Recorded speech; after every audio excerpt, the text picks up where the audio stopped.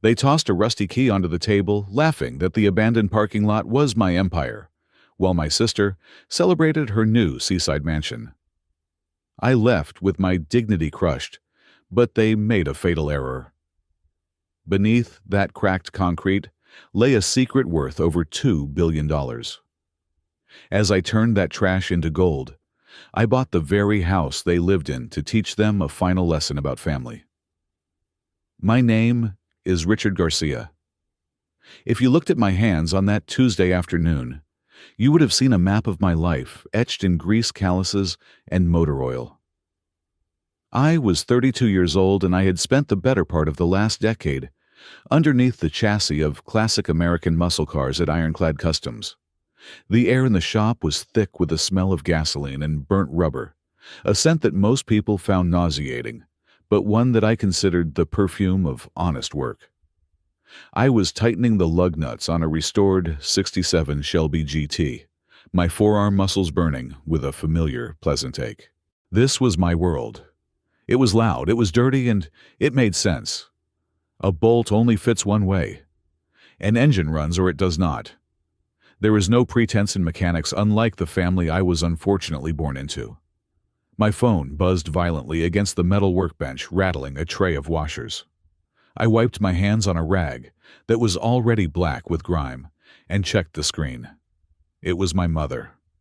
I let it ring 3 times before answering. I knew better than to pick up on the first ring. That just made her think she owned my time. "Richard?" she said. There was no greeting, no question about my health or my day. Her voice was as cold and polished as the marble floors of her foyer. "Dinner tonight, 7 sharp. Do not be late, and for the love of God, try to scrub that filth off your skin before you step onto my carpet." "I am working, Mom," I said, cradling the phone between my shoulder and ear so I could organize my wrenches. "We are backed up on orders. I cannot just leave." "This is not a request," she cut in her tone, sharpening. "Your father and I have made decisions regarding the family assets. We are finalizing the portfolio tonight. If you want your share, you will be here. If not, do not bother coming at all." The line went dead. I stared at the phone for a long moment. Asset division. The words felt foreign coming from her. My parents, Elena and Roberto Garcia, had spent their entire lives accumulating wealth and hoarding it like dragons, sitting on a pile of gold. They valued status above oxygen. For them to suddenly talk about sharing that wealth was suspicious. But a small, foolish part of me, the inner child who still craved their approval, sparked with a tiny bit of hope. Maybe they were finally seeing me. Maybe they realized that, while my sister was busy chasing internet fame, I was the one actually building a life with my own 2 hands. I closed up the shop early. I scrubbed my hands with heavy-duty pumice soap until my skin was raw and red, but the faint dark lines under my fingernails remained. That was the mark of my trade, and no amount of scrubbing could fully erase it. I put on the best shirt I owned, a simple button-down that cost $40, and drove my battered pickup truck toward the hills of San Verdo. The drive was a journey between 2 different planets. I left the industrial district with its gray warehouses and flickering streetlights, and ascended into the golden glow of the upper class. The Garcia estate sat at the top of a winding private road. It was a monstrosity of modern architecture, all glass and steel and manicured hedges that looked too perfect to be real. I parked my truck outside the wrought iron gates because I knew my father hated seeing it in the driveway next to his collection of European luxury sedans. When I walked in, the air conditioning hit me like a physical wall. The house smelled of lavender and expensive leather. My mother was standing by the grand staircase inspecting a vase of white lilies. She turned as I entered, her eyes immediately darting to my shoes. "At least you are on time," she said, offering her cheek for a kiss, but pulling away before I could actually make contact. "Your sister is in the drawing room. Go. Your father is pouring drinks." I walked into the drawing room. It was a space designed to impress guests, not to be lived in. My father, Roberto, stood by the fireplace swirling a glass of amber liquid. And there, lounging on a velvet chaise like a queen in waiting, was my sister, Isabella. Isabella was 26 years old and had never worked a day in her life. She was beautiful, I could not deny that, but it was a manufactured beauty. Her hair was perfectly styled. Her makeup was professional, and she was wearing a dress that probably cost more than my truck. She was tapping furiously on her phone, likely updating her followers on her difficult life of luxury. When she saw me, she smirked. "Nice shirt, Richie," she said, her voice dripping with sarcasm. "Did you get it from the clearance rack at the gas station?" "Good to see you too, Isabella," I said, ignoring the jab. I turned to my father. "Dad." He nodded, barely acknowledging me. "Sit down, Richard. We have business to discuss." I sat in a stiff armchair, feeling out of place. My hands felt heavy on my knees. The tension in the room was palpable. My parents exchanged a look of conspiratorial excitement that made my stomach turn. "As you both know," my father began, stepping into the center of the room, like he was addressing a board meeting. "Your mother and I have been reviewing our estate. We are not getting any younger, and we want to ensure that our children are set up for the future." Isabella sat up straighter, her eyes widening. She put her phone down for the first time. "We have decided to distribute 2 major properties from our real estate holdings tonight," my mother added, clasping her hands together. She walked over to the mahogany coffee table where 2 items lay. One was a thick, leather-bound folder with gold embossing. The other was a thin, wrinkled manila envelope that looked like it had been pulled from the bottom of a trash can. "Isabella, my darling," my father said, his voice softening into a tone he never used with me. He picked up the leather folder. "Because you have always been the light of this house and because you need a proper environment to grow your brand, we are gifting you the Pearl," Isabella gasped. She actually shrieked. The Pearl, the villa on the West Coast, the one with the infinity pool over the ocean. "The very same," my mother beamed. 5,000 square feet private beach access and fully staffed. It was appraised last week at $5 million. "It is all yours, sweetheart. Deed, title, everything." Isabella jumped up and threw her arms around my parents, squealing with delight. "Oh my God, thank you. I can't wait to show everyone. This is going to be perfect for my summer content series." I sat there frozen. $5 million. They had just handed her a $5 million mansion because she needed a background for her selfies. I felt a cold knot tighten in my chest. I looked at the table. The wrinkled envelope was still there. "And Richard," my father said, his voice returning to its usual flat, business-like timbre. He turned to me, the smile vanishing from his face. He picked up the manila envelope and tossed it onto the table in front of me. It slid across the polished wood and stopped near the edge. "We did not forget you," he said. I reached out and opened the envelope. Inside was a single rusty key and a deed that looked like it had been typed on a typewriter 30 years ago. I read the address. Zone 9, Industrial Sector. "A parking lot?" I asked, looking up at them. "You are giving me a parking lot?" "It is a piece of commercial real estate," my father corrected, though I could see the mockery dancing in his eyes. "It has been in the family portfolio for years. We just never got around to developing it." "It is in Zone 9, I said, my voice low. "Dad, that is the old industrial district. It is a ghost town. That lot is next to the chemical processing plant that shut down in the 90s. It is practically a landfill." "It is land, Richard," my mother snapped. "Do not look a gift horse in the mouth. Isabella gets the house because she knows how to appreciate beauty. You like to get your hands dirty, do you not? You like grease and metal and ugly things. We thought it suited you." Isabella laughed, a sharp, cruel sound. "Yeah, Richie. Think of it as a career opportunity. You can charge homeless people to sleep there. Or maybe you can finally move out of that apartment and live in a tent on your own property. You would be a real estate mogul." My father chuckled. "It is an opportunity to learn business, son. Sink or swim, If you can make $1 out of that concrete patch, then maybe you have some Garcia blood in you after all. If not, well, you can always sleep on the pavement if the shop fires you." The room spun slightly. The unfairness of it was so heavy, it felt like physical pressure. Isabella got a palace. I got a patch of cracked concrete in the worst part of the city. It wasn't just about the money. It was the message. They were telling me exactly what I was worth to them. Isabella was the diamond. I was the waste rock. I looked at the rusty key in my hand. It felt cold and rough. I could have stood up and shouted. I could have thrown the key in their faces and stormed out. I could have demanded equality. But as I looked at their faces, my mother's haughty sneer, my father's dismissive arrogance, Isabella's childish glee, I realized it would be useless.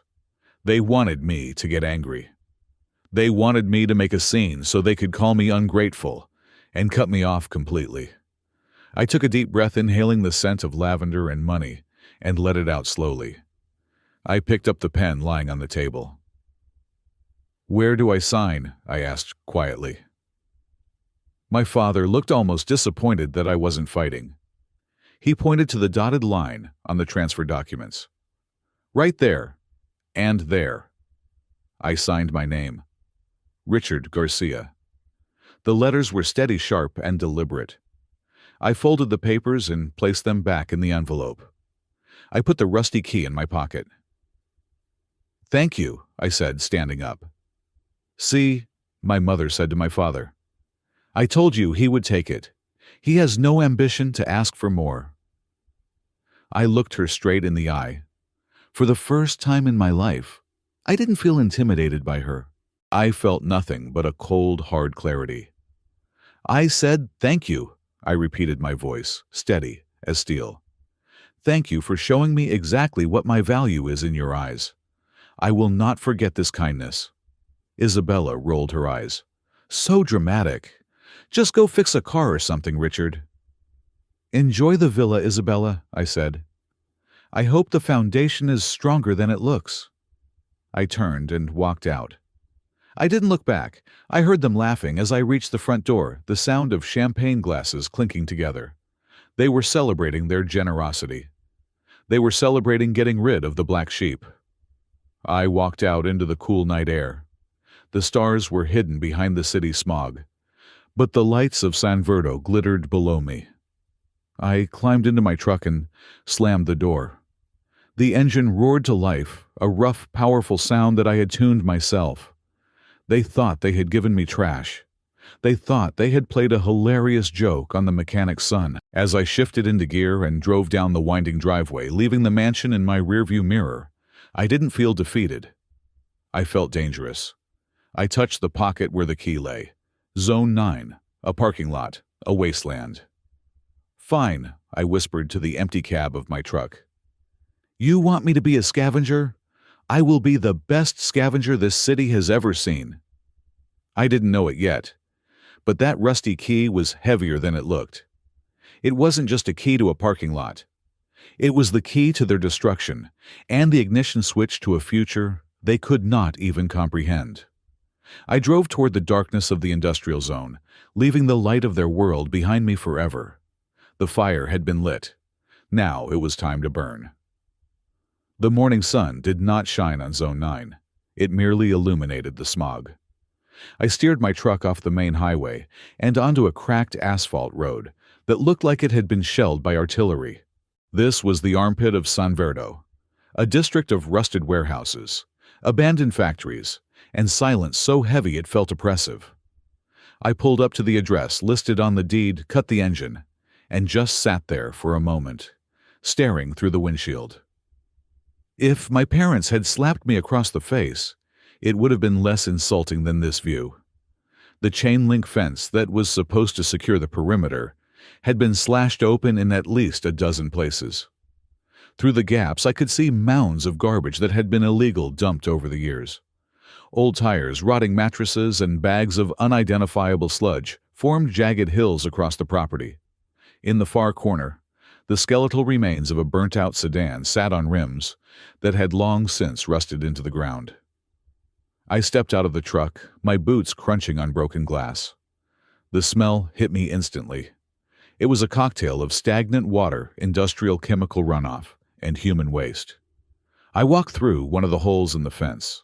The concrete beneath my feet was a disaster. It was spider-webbed with fissures, some wide enough to swallow a wrench.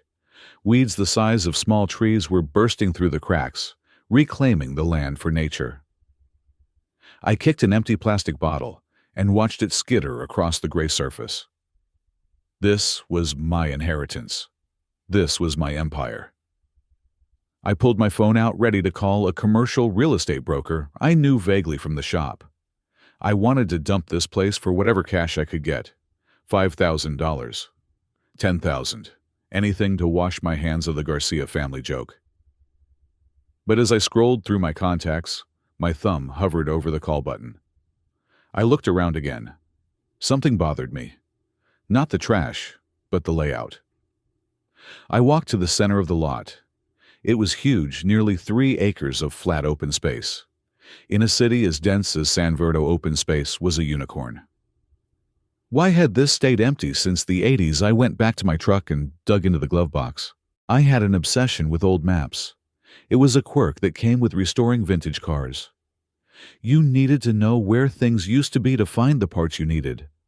I pulled out a folded yellowing city planning map from 1985. I spread it out on the hood of my truck, tracing the lines of the industrial district. My finger stopped on Zone 9. On the map, my lot was marked, but it was not labeled as commercial storage or parking. It was a blank, gray square, surrounded by the tangled lines of the old chemical plant and the water treatment facility. But what caught my eye was the elevation. This lot sat on a slightly raised plateau, a natural ridge of granite that ran beneath the swampy soil of the district. It was the only solid ground for 2 miles in any direction. I folded the map. I did not call the broker. Instead, I went to the bed of my truck and pulled out my heavy-duty gloves, a crowbar, and a shovel. "Fine," I said to the wind. "Let us see what is under the dirt." The next 3 weeks were a blur of physical agony. I worked at Ironclad Customs during the day, fixing engines and transmissions, until my muscles screamed. Then, at 5 in the afternoon, I drove to the lot and worked until midnight. I was a one-man sanitation crew. I rented a dumpster and filled it, then rented another. I chased off the junkies who had been using the back corner as a shooting gallery, not with threats of violence, but by simply being there, welding the fence back together with a relentless, terrifying focus. I used my mechanic skills to improvise. I did not have money for professional floodlights, so I salvaged halogen headlamps from wrecked trucks at the scrapyard.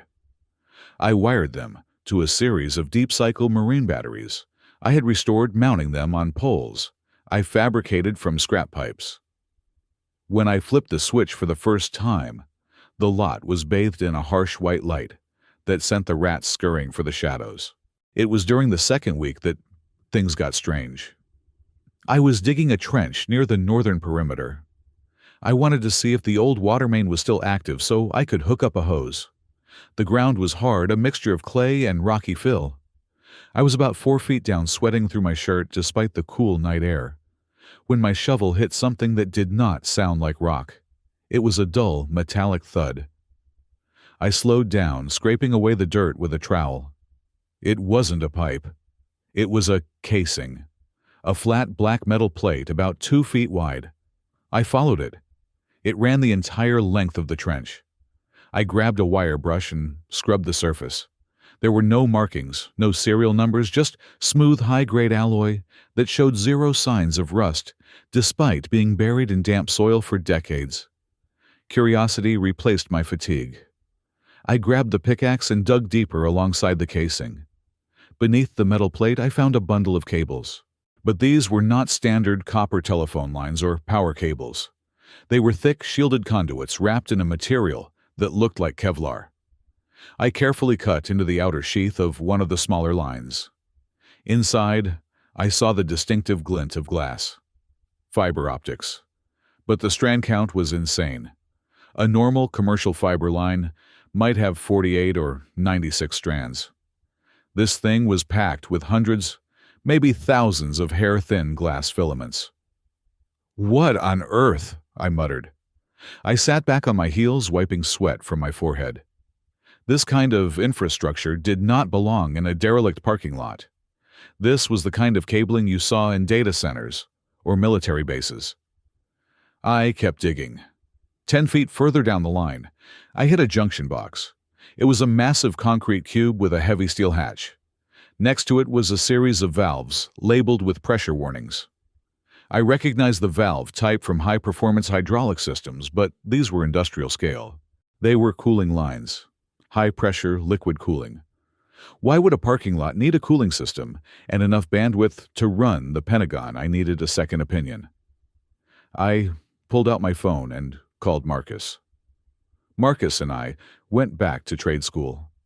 While I went into automotive repair, he had gone into urban geology and civil engineering. He currently worked for the city planning office reviewing permits for basement renovations. He was bored out of his mind and loved a mystery.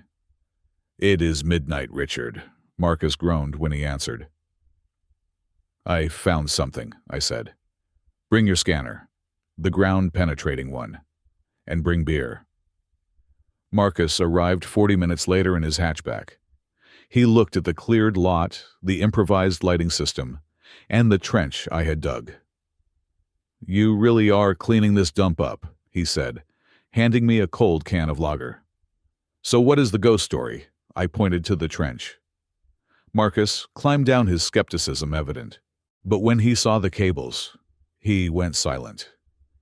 He ran his hand over the shielding.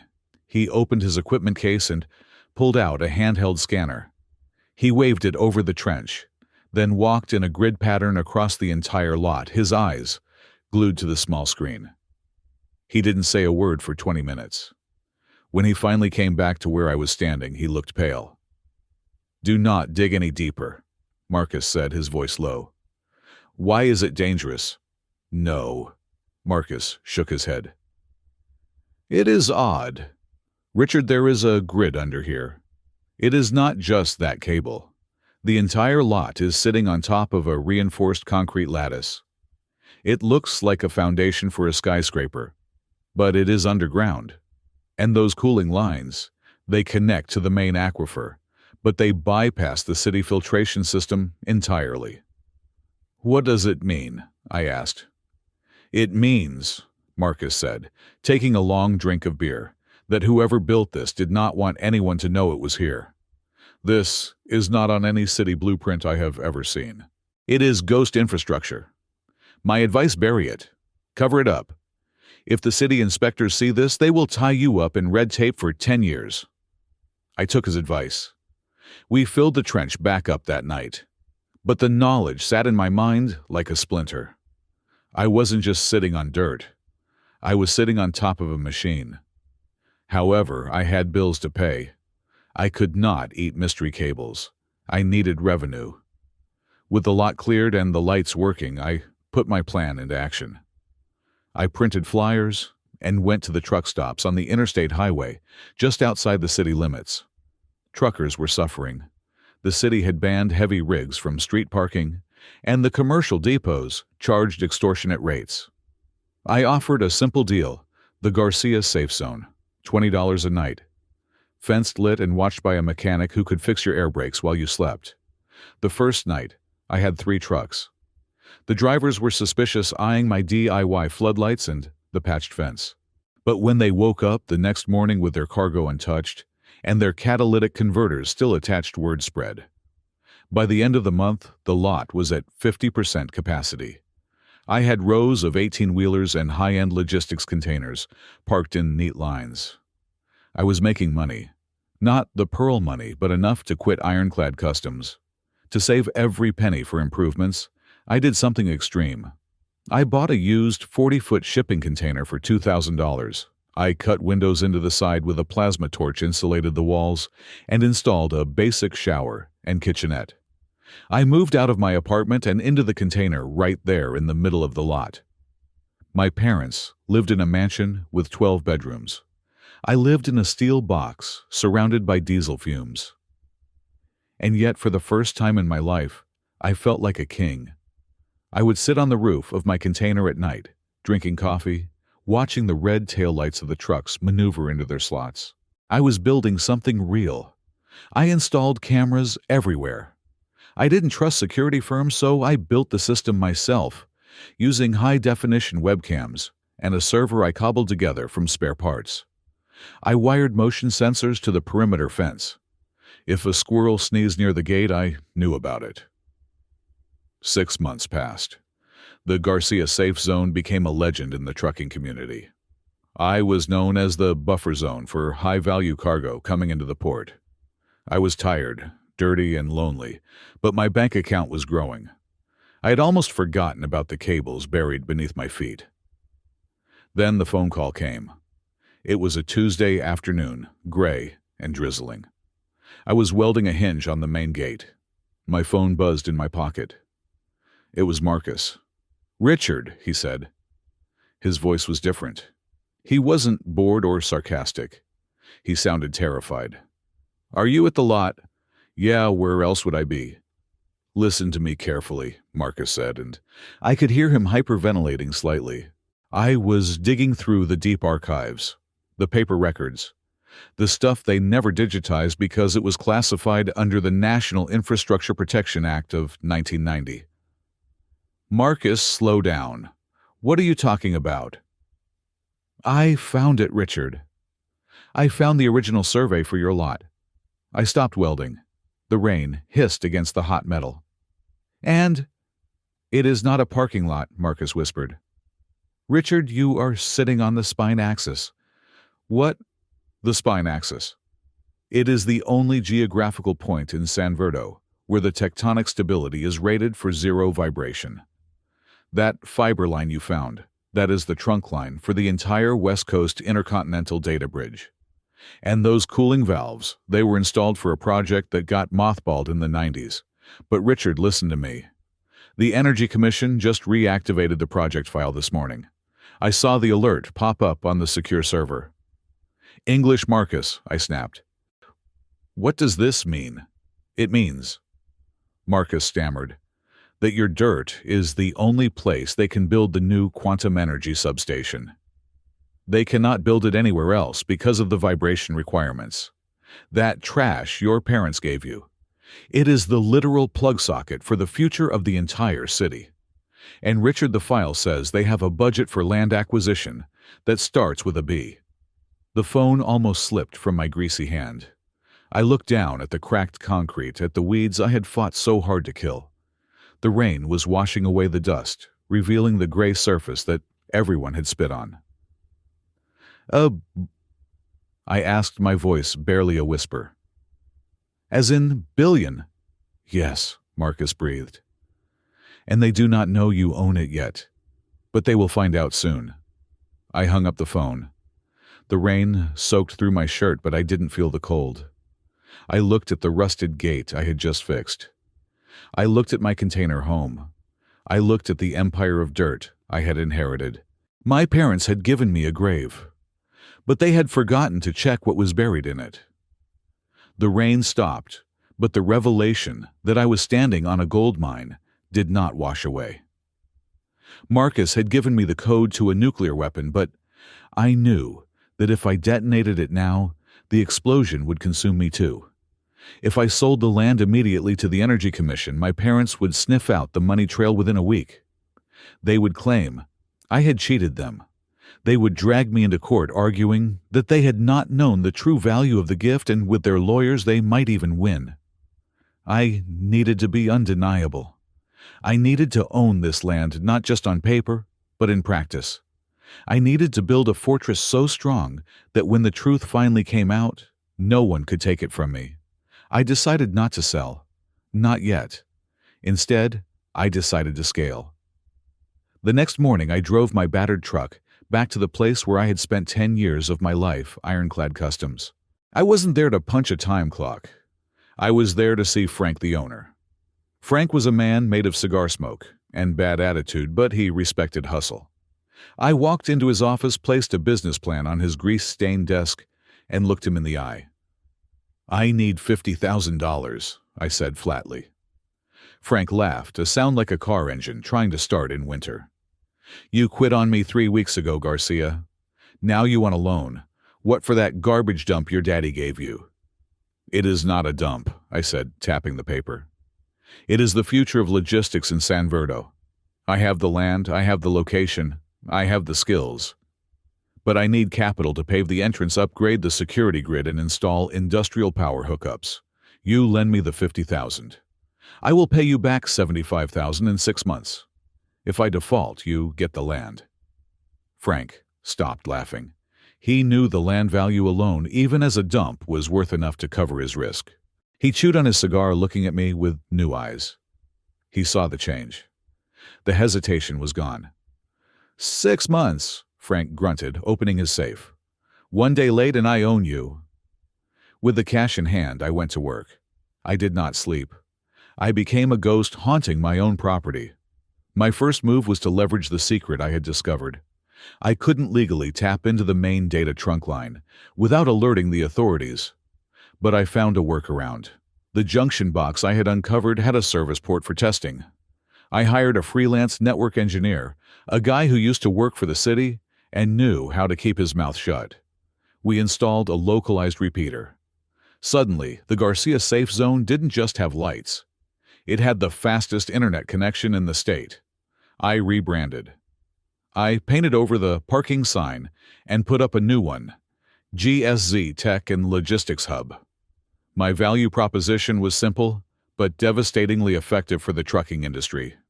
Modern logistics runs on data. Drivers need to upload massive manifest files, update GPS logs, and stream entertainment during their mandatory rest periods. At the truck stops, the Wi-Fi was garbage. At my place, it was faster than a fiber optic hardline. I installed rows of heavy-duty power pedestals. Now, refrigerated trucks, the ones carrying seafood and medicine, didn't have to run their noisy diesel generators all night to keep their cargo cold. They could plug into my grid. Silence, efficiency, speed. The word spread like wildfire on the CB radios and trucker forums. "Go to Garcia's," they said. "The Wi-Fi is instant. The power is clean. And the guy running it can rebuild your transmission while you shower." By month 3, I was at 100% capacity every single night. I had to turn drivers away. But then a new clientele appeared. They were not driving 18-wheelers. They were driving unmarked black vans packed with servers. It was the edge computing crowd. These were tech startups and data mining companies that needed to process massive amounts of information, but couldn't afford the real estate in Silicon Valley. They realized that my lot was sitting on a data sweet spot. They didn't know about the spine axis or the secret government project, but they knew that their ping rates at my location were practically zero. They offered to pay me premium rates just to park their server vans there and plug into my power and network. I charged them $500 a night per van. They paid it without blinking. My revenue didn't just grow, it exploded. I went from making scraps to clearing $30,000 a month in pure profit. I finally retired my old truck. I didn't buy a Ferrari that was Isabella's style. I bought a brand new, heavy-duty pickup in matte black, fully loaded with a mobile winch and a reinforced chassis.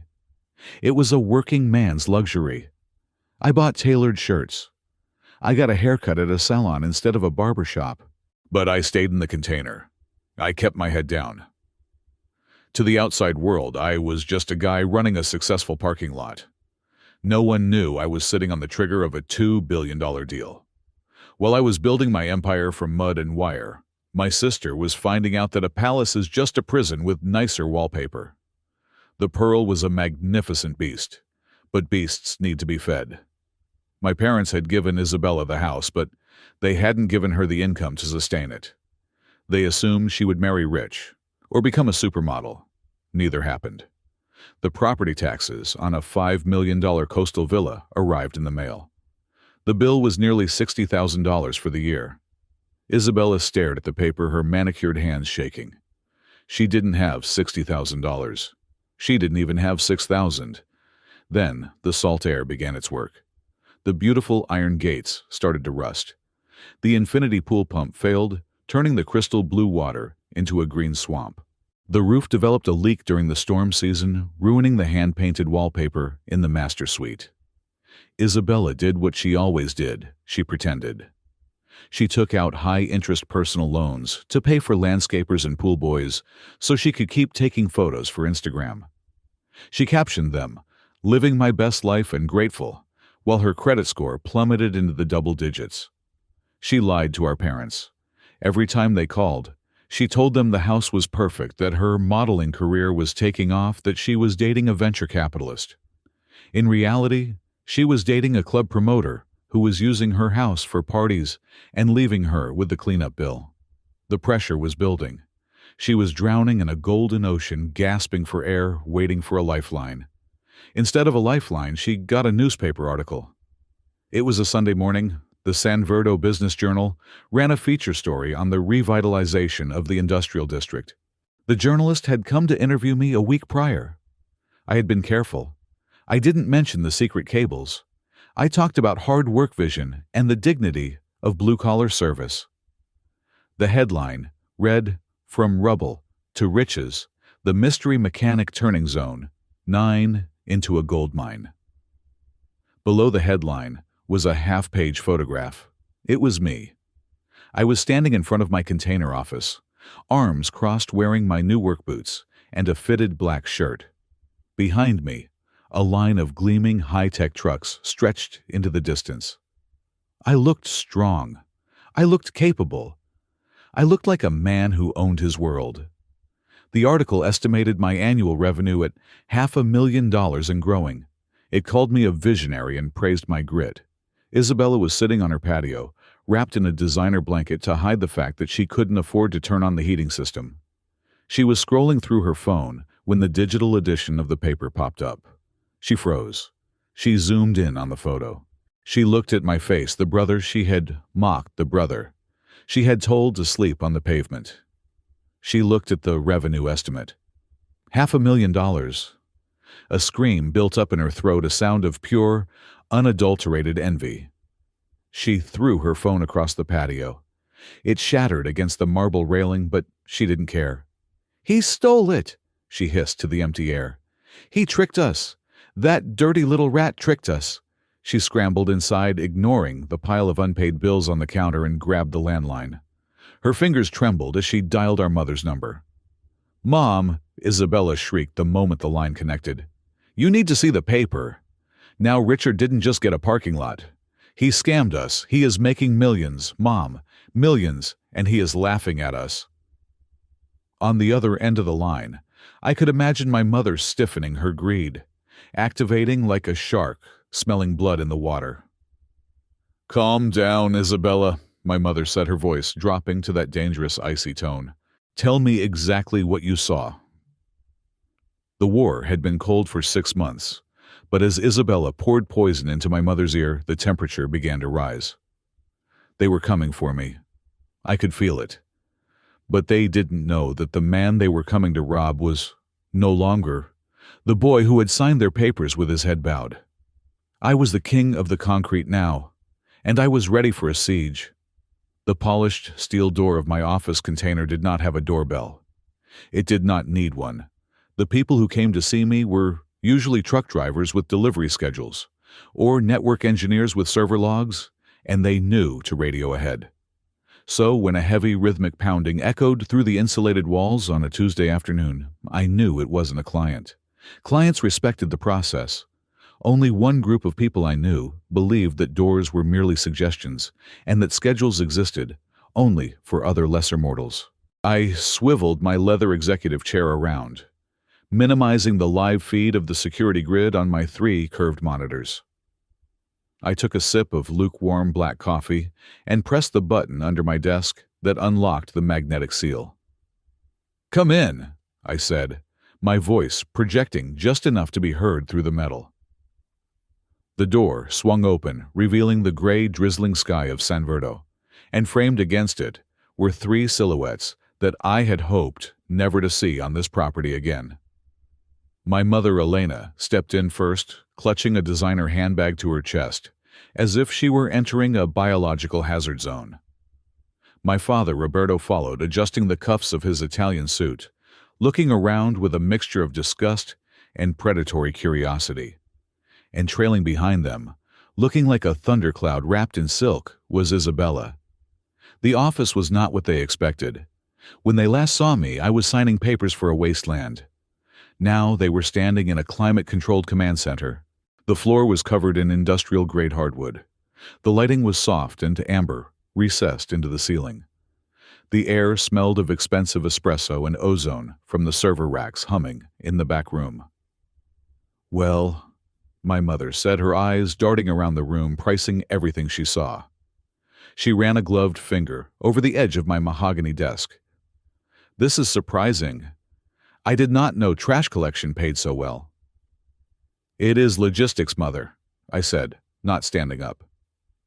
I kept my hands folded on the desk. "And it pays very well. To what do I owe the pleasure I am assuming you did not drive all the way out to Zone 9 just to check on my interior decorating?" My father cleared his throat, stepping forward to take command of the room. He flashed that practiced shark-like smile he used when he was about to close a deal or ruin someone's life. "We were in the neighborhood," he lied smoothly. "We saw the article in the Business Journal. Richard, I must say I am impressed. We are all impressed. We thought it was time we paid a visit to see how our son is managing the family investment." "The family investment," I repeated, raising an eyebrow. "I recall you calling it my empire of dirt when you threw the key at me. Has the narrative changed?" "Oh, stop being so sensitive, Richie," Isabella snapped, throwing herself onto the leather sofa in the corner without asking. She looked tired. The layers of makeup couldn't quite hide the dark circles under her eyes, and there was a frantic energy in her movements. "We were joking. That is what families do. We tease. But now that you have actually managed to not fail for once, we need to have a serious conversation." "I am listening," I said. "But make it quick. I have a convoy of medical supplies arriving in 20 minutes, and I need the lot clear." My father pulled up a chair and sat down opposite me. He leaned in, his cologne filling the small space. It was a smell I associated with judgment and disappointment. "Richard," he began, his voice dropping to a confidential whisper. "You have done well. Better than we expected. But let us be realistic. You are a mechanic. You know engines, you know grease. You do not know business. You do not know how to manage scale. This article says you are pulling in $500,000 a year. That is real money, and real money attracts wolves." "I can handle wolves, Dad," I said. "I live in Zone 9. The wolves here have 2 legs and carry knives. I am doing fine." "For now," my mother interjected, walking over to stand behind my father. "But we are worried about you. We want to protect you. And more importantly, we need to discuss the structure of this enterprise." "Structure?" I asked. "The ownership structure," Isabella said, leaning forward on the sofa. "Look, Richard, Mom and Dad gave you this land. It was a test, a project. But technically, it is still Garcia land. It is part of the legacy." I stared at her. The audacity was breathtaking. It was so pure, so unadulterated, that I almost admired it. "Let me get this straight," I said, keeping my voice level. "When this place was a rat-infested dump worth $0, it was mine. It was my punishment. It was my exile. Now that it is generating cash flow, suddenly it is Garcia land. Is that the logic?" "It was never a punishment," my father boomed, slamming his hand on the desk. The monitors wobbled slightly. "It was an opportunity we gave you. Without that deed, you would still be changing oil filters for $20 an hour. We gave you the asset. We gave you the start. It is only fair, it is only right that the family shares in the success." Shares in the success, I echoed. Meaning you want money. We want fairness, Isabella said, her voice rising to a shrill pitch. I am drowning, Richard. The Pearl is a money pit. The taxes are insane. The maintenance is killing me. And here you are sitting on a gold mine that Mom and Dad gave you, acting like you did it all yourself. It is selfish. You owe us. I owe you. I stood up then. I wasn't the tallest man in the room, but in that container on my turf I felt 10 feet tall. I owe you nothing. You got a $5 million villa. I got a toxic waste hazard. I fixed the fence. I paved the road. I installed the power. I built the client list. Me, not the family. Me. The land was a loan, Isabella shouted, standing up too. It was an asset entrusted to you for management. Mom, tell him. My mother looked at me, her face hard and cold. Your sister is right, Richard. We never intended for you to keep the entirety of the profits. That would be absurd. We expected you to manage it, take a salary, and return the dividends to the estate. That is how this family works. I laughed. It was a dry, humorless sound.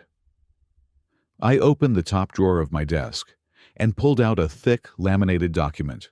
I had kept it close for exactly this moment. I tossed it onto the desk just like my father had tossed the rusty key to me 6 months ago. Read it, I said. My father picked it up. It was the deed transfer. Section 4, paragraph 2, I recited from memory.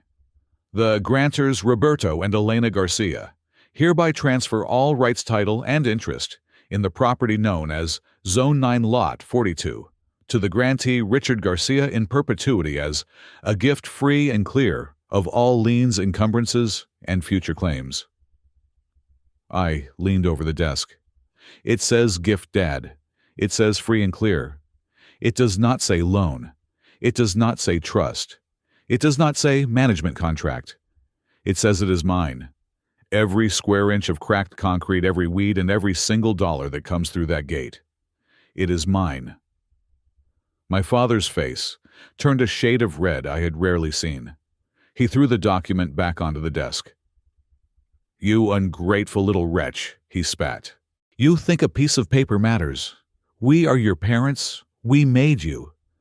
You think you can hide behind legalities? I am talking about duty. I am talking about blood. Blood does not pay the electric bill, Dad, I said coldly. And blood did not stop you from laughing at me when I walked out of your house with nothing but a rusty key. You wanted to teach me a lesson about value. Well, I learned it. I learned that my value to you is exactly zero until I have something you want. We want 50%, my father demanded, his voice shaking with rage. 50% of the net profits retroactive to the first month of operation. And we want Isabella put on the payroll as a consultant with a salary of $10,000 a month. That is the offer. Take it or we destroy you. Destroy me? I asked, genuinely curious. How exactly do you plan to do that? We have lawyers, Isabella sneered. Expensive ones. We will sue you for fraud. We will say you coerced Mom and Dad into signing that deed. We will say you manipulated the elderly. We will tie this place up in litigation for so long that your precious clients will flee like rats. You will be bankrupt in a year. I am 32, I said, and Mom and Dad are in their late 50s and perfectly sound of mind. Good luck proving coercion. We will ruin your reputation, my mother hissed. We will tell everyone you are a thief who stole from his own sister. I looked at them, really looked at them. For years, I had craved their love. I had wanted them to be proud of me, but looking at them now, greedy, desperate, and cruel, I realized that losing their love was not a loss. It was a liberation. No, I said. The word hung in the air like a gunshot. What did you say? My father whispered. I said no, I repeated. No to the 50%. No to the consultant job. No to the family dividends. You get nothing, not a single dime. I pressed a button on my desk phone. security to the main office. I have 3 intruders refusing to leave. My father's eyes bulged. You would not dare. I just did, I said. This is private property, my private property, and you are trespassing. 2 large men appeared at the door a moment later. One was Big Mike, a former long-haul trucker who could lift an engine block with his bare hands. The other was an ex-Marine named Sarah, who managed my night shift. They filled the doorway, blocking the light. Is there a problem, boss? Mike asked, his voice like gravel in a blender. These people were just leaving, I said. Please escort them to their vehicle. Ensure they cross the perimeter line. Isabella let out a scream of frustration. You are dead to us, Richard. Do you hear me? You are dead. I will take everything. I will sue you until you are living in a cardboard box. Goodbye, Isabella, I said, turning back to my monitors. You will regret this, my father shouted, as Mike stepped forward gently, but firmly, guiding him toward the door. You are making a mistake, boy. You are declaring war on your own flesh and blood. The war started 6 months ago, Dad, I said without looking up. I am just finally firing back. My mother was the last to leave. She stopped at the door, looking at me with a mix of hatred and something that looked almost like fear. We will bury you, she whispered. Then she was gone. The door clicked shut and the silence returned to the office. The hum of the servers seemed louder now. My heart was pounding against my ribs like a trapped bird. I wasn't scared, but I was shaking. It was the adrenaline of severing a limb. I had just cut off the gangrenous part of my life, but the wound was still fresh and bleeding. I didn't celebrate. I didn't pour a drink. I knew them. I knew they weren't bluffing. They would sue. They would lie. They would use every dirty trick in the book to reclaim what they thought was theirs. They didn't know about the $2 billion yet. If they were this crazy, over $500,000 they would commit murder for $2 billion. I picked up my phone and dialed a number I'd been saving for an emergency. It belonged to a man named Arthur Vance. He was the most vicious, expensive, and brilliant corporate shark in the city. He hated the Garcia family social circle because they had snubbed him years ago for being new money. Vance Law, a crisp voice answered. This is Richard Garcia, I said, my voice steady. I need to retain Arthur Vance immediately. Mr. Vance is fully booked for the next 3 months, the receptionist said dismissively. Tell him I am the guy who owns the Zone 9 bottleneck, I said. And tell him I want to hire him to destroy Roberto Garcia. There was a pause, then a click. Then a deep, smooth voice came on the line.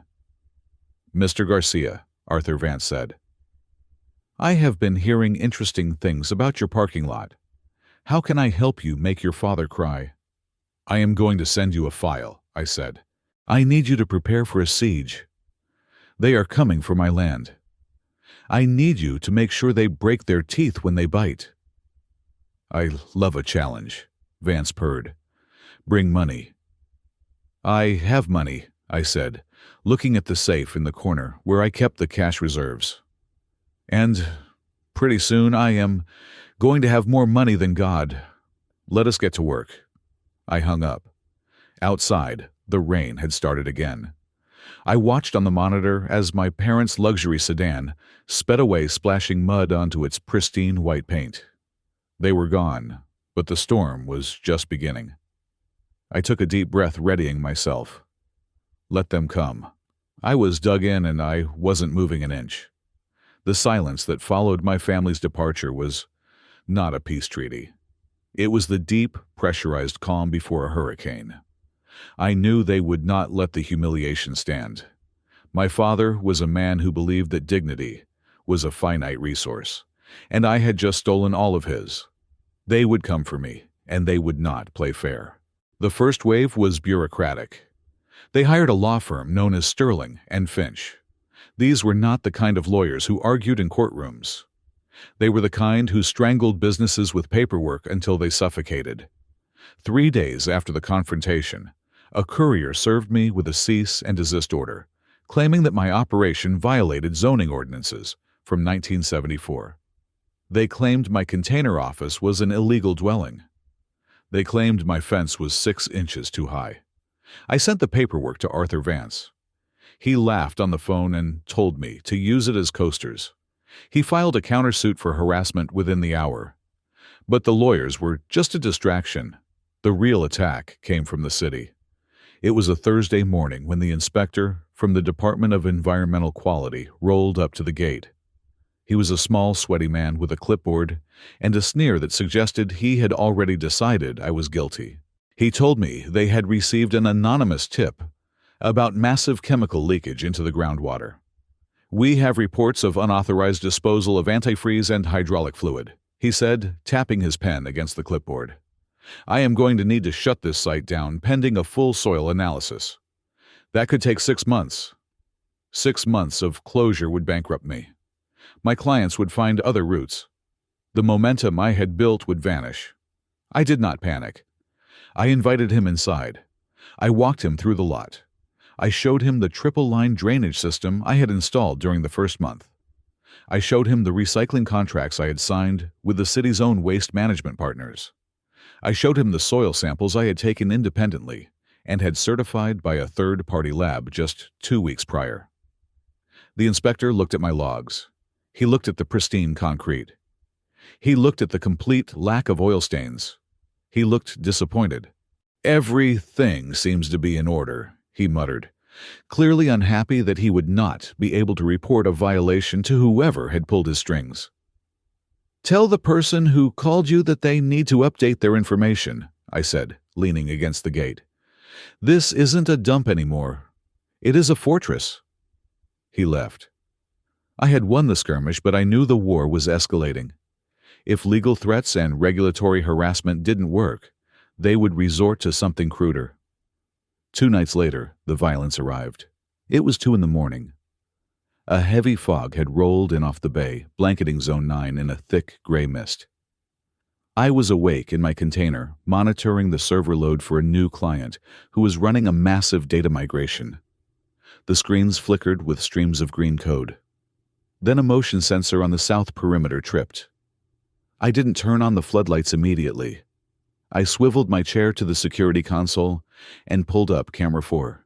The image on the screen was crystal clear, captured in 4K resolution by the night vision lenses I had hidden inside the rusted casings of the old lampposts. 3 figures were moving along the fence line. They were dressed in black hoodies, their faces obscured by masks. They were carrying baseball bats and crowbars. They weren't trying to be stealthy. They were trying to be destructive. I watched as they approached the main power junction for the south sector.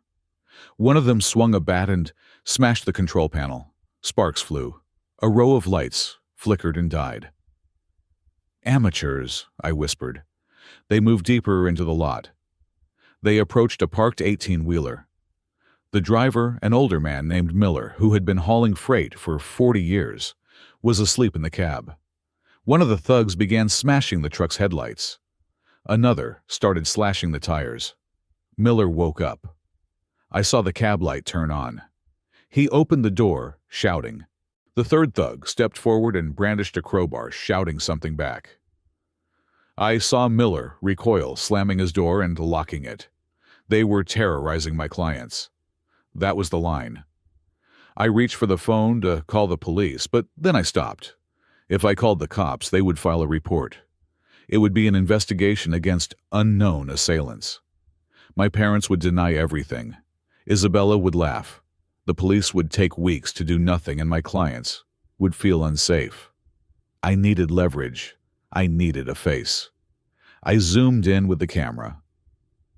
The leader of the group, the one with the crowbar, paused to light a cigarette. He pulled his mask down for just a second. The 4K camera caught his profile perfectly.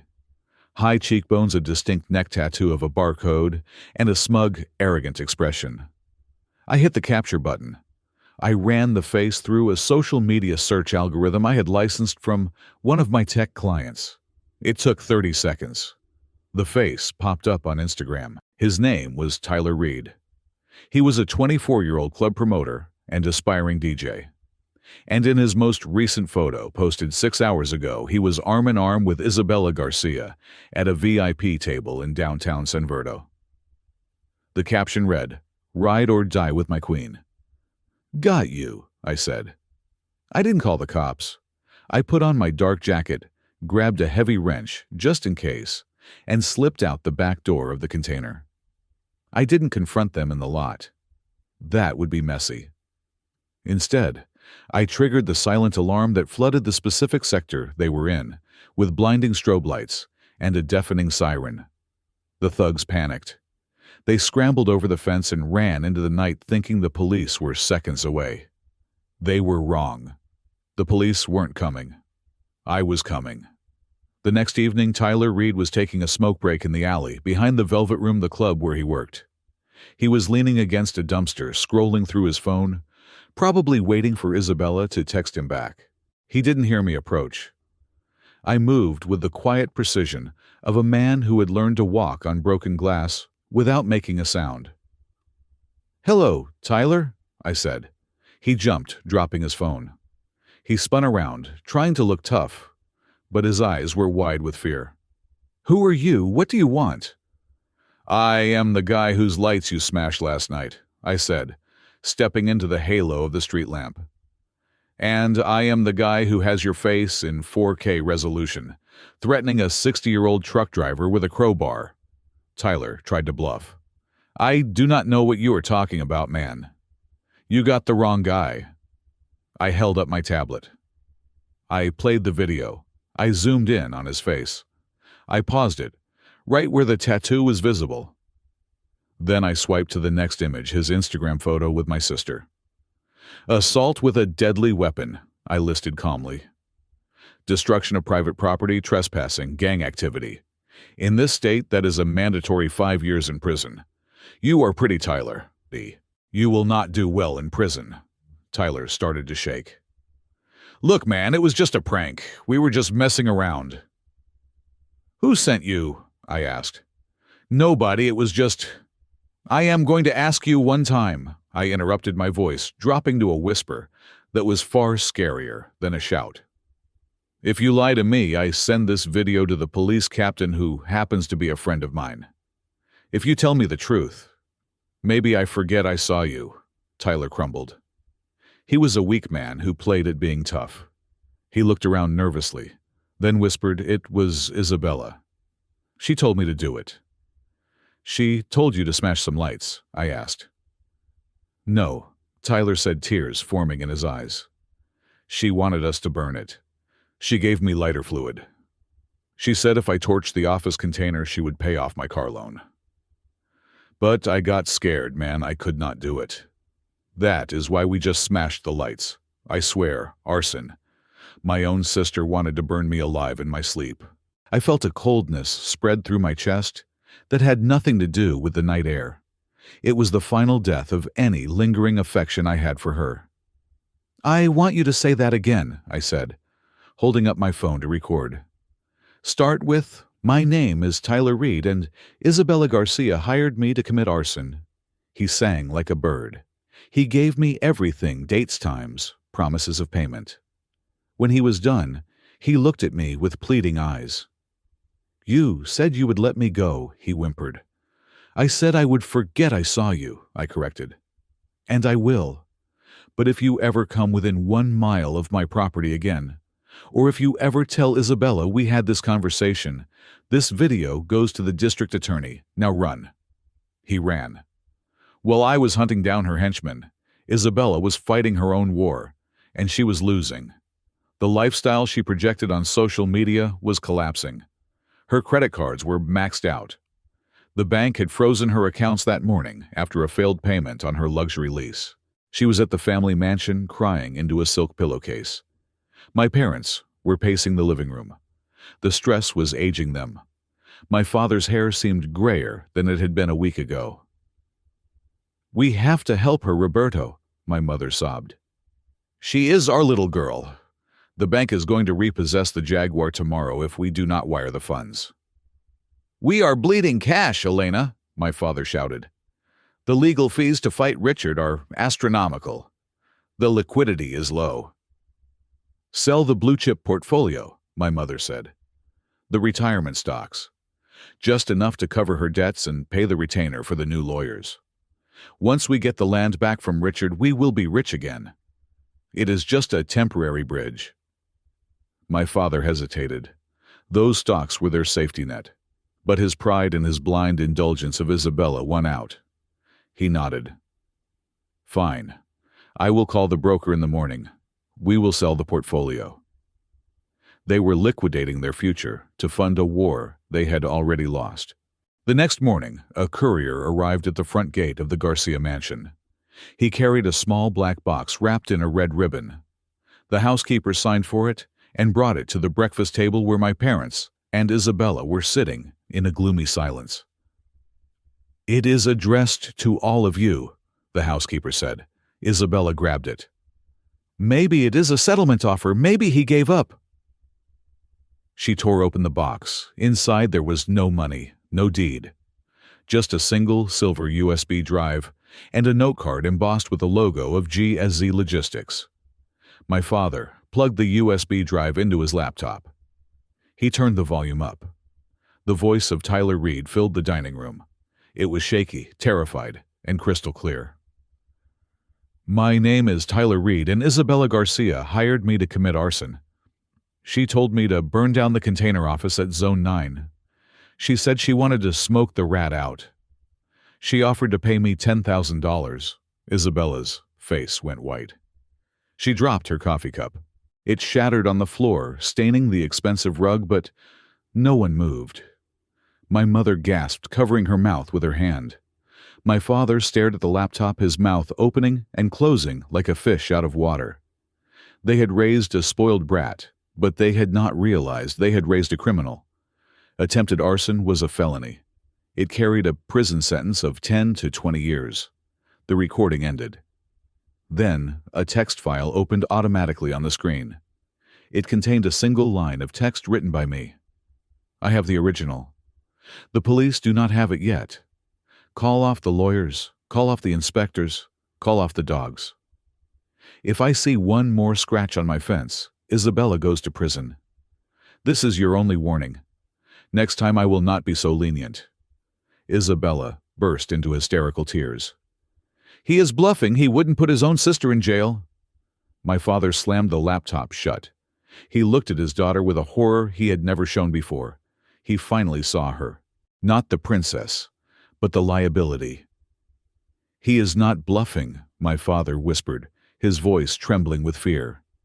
He has us by the throat. I sat in my office, watching the camera feed of the front gate. The courier had just left. I took a sip of my coffee. It tasted bitter, but it kept me awake. I checked the market reports. The Energy Commission was holding a press conference in 2 days to announce the Sky City project. The clock was ticking. My family was paralyzed by fear, their resources draining away to cover their debts. They were weak, and I was about to become the most powerful man in the city. The game of cat and mouse was over. It was time for the lion to eat. The rumble of 18-wheelers was the soundtrack of my life, a constant, low-frequency vibration that I had grown to love.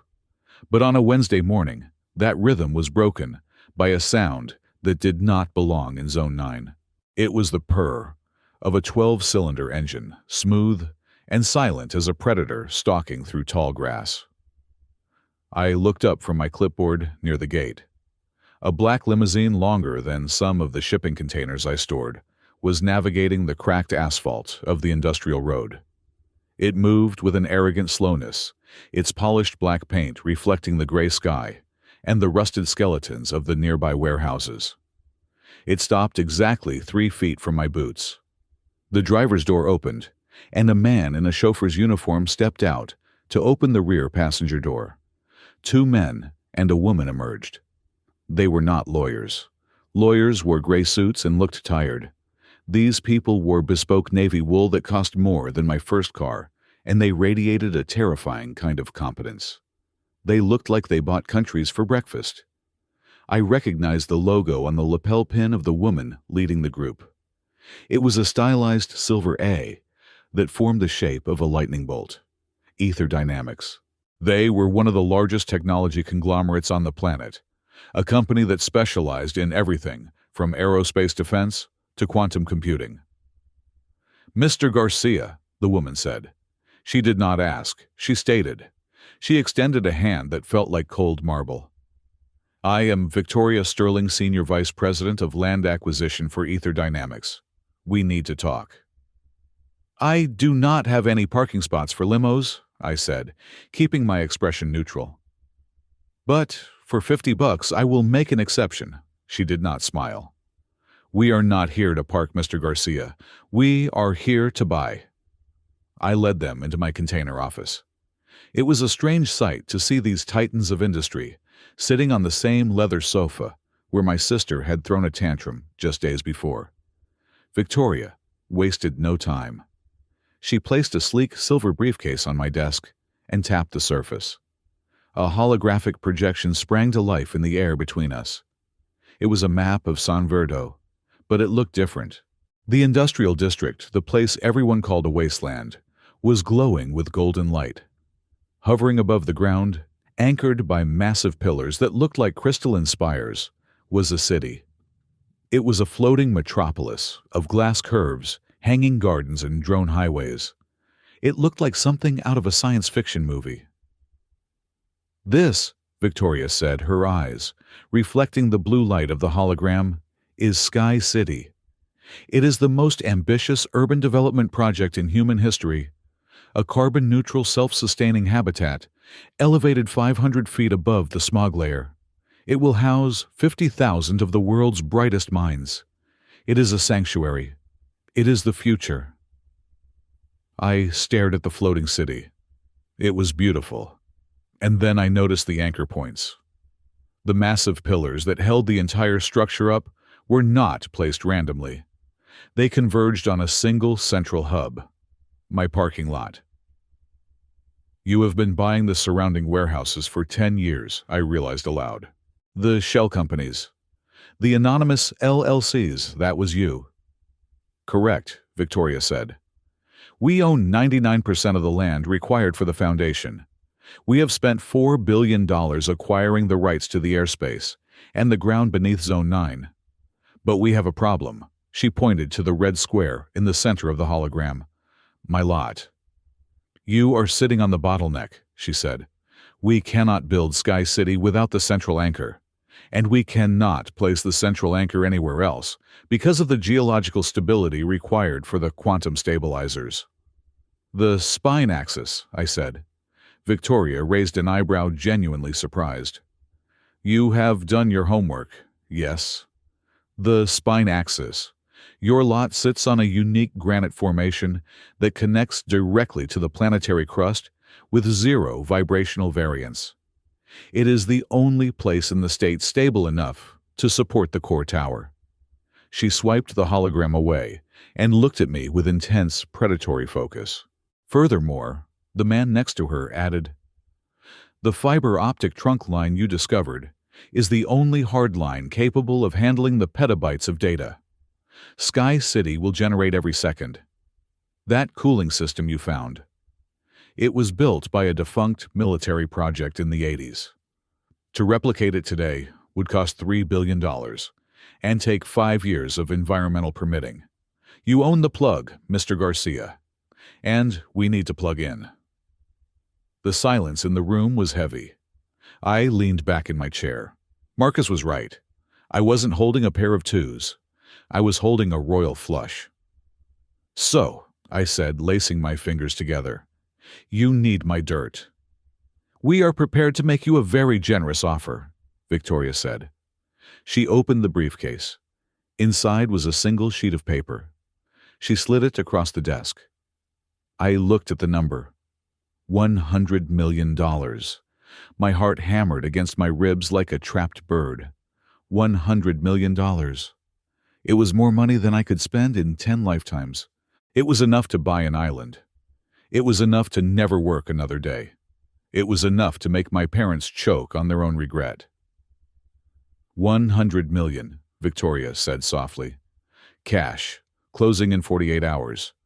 You walk away a frantically wealthy man, Mr. Garcia. You can leave this dump behind and never look back. It was a staggering amount. But then, I remembered Marcus's voice on the phone. They have a budget that starts with a B. And I looked at the hologram again. This wasn't just a building. It was a $50 billion project. If they didn't get my land, the whole thing died. 10 years of planning $4 billion in sunk costs, all gone. They were desperate. And 100 million was pocket change to them. It was an insult disguised as a lottery win.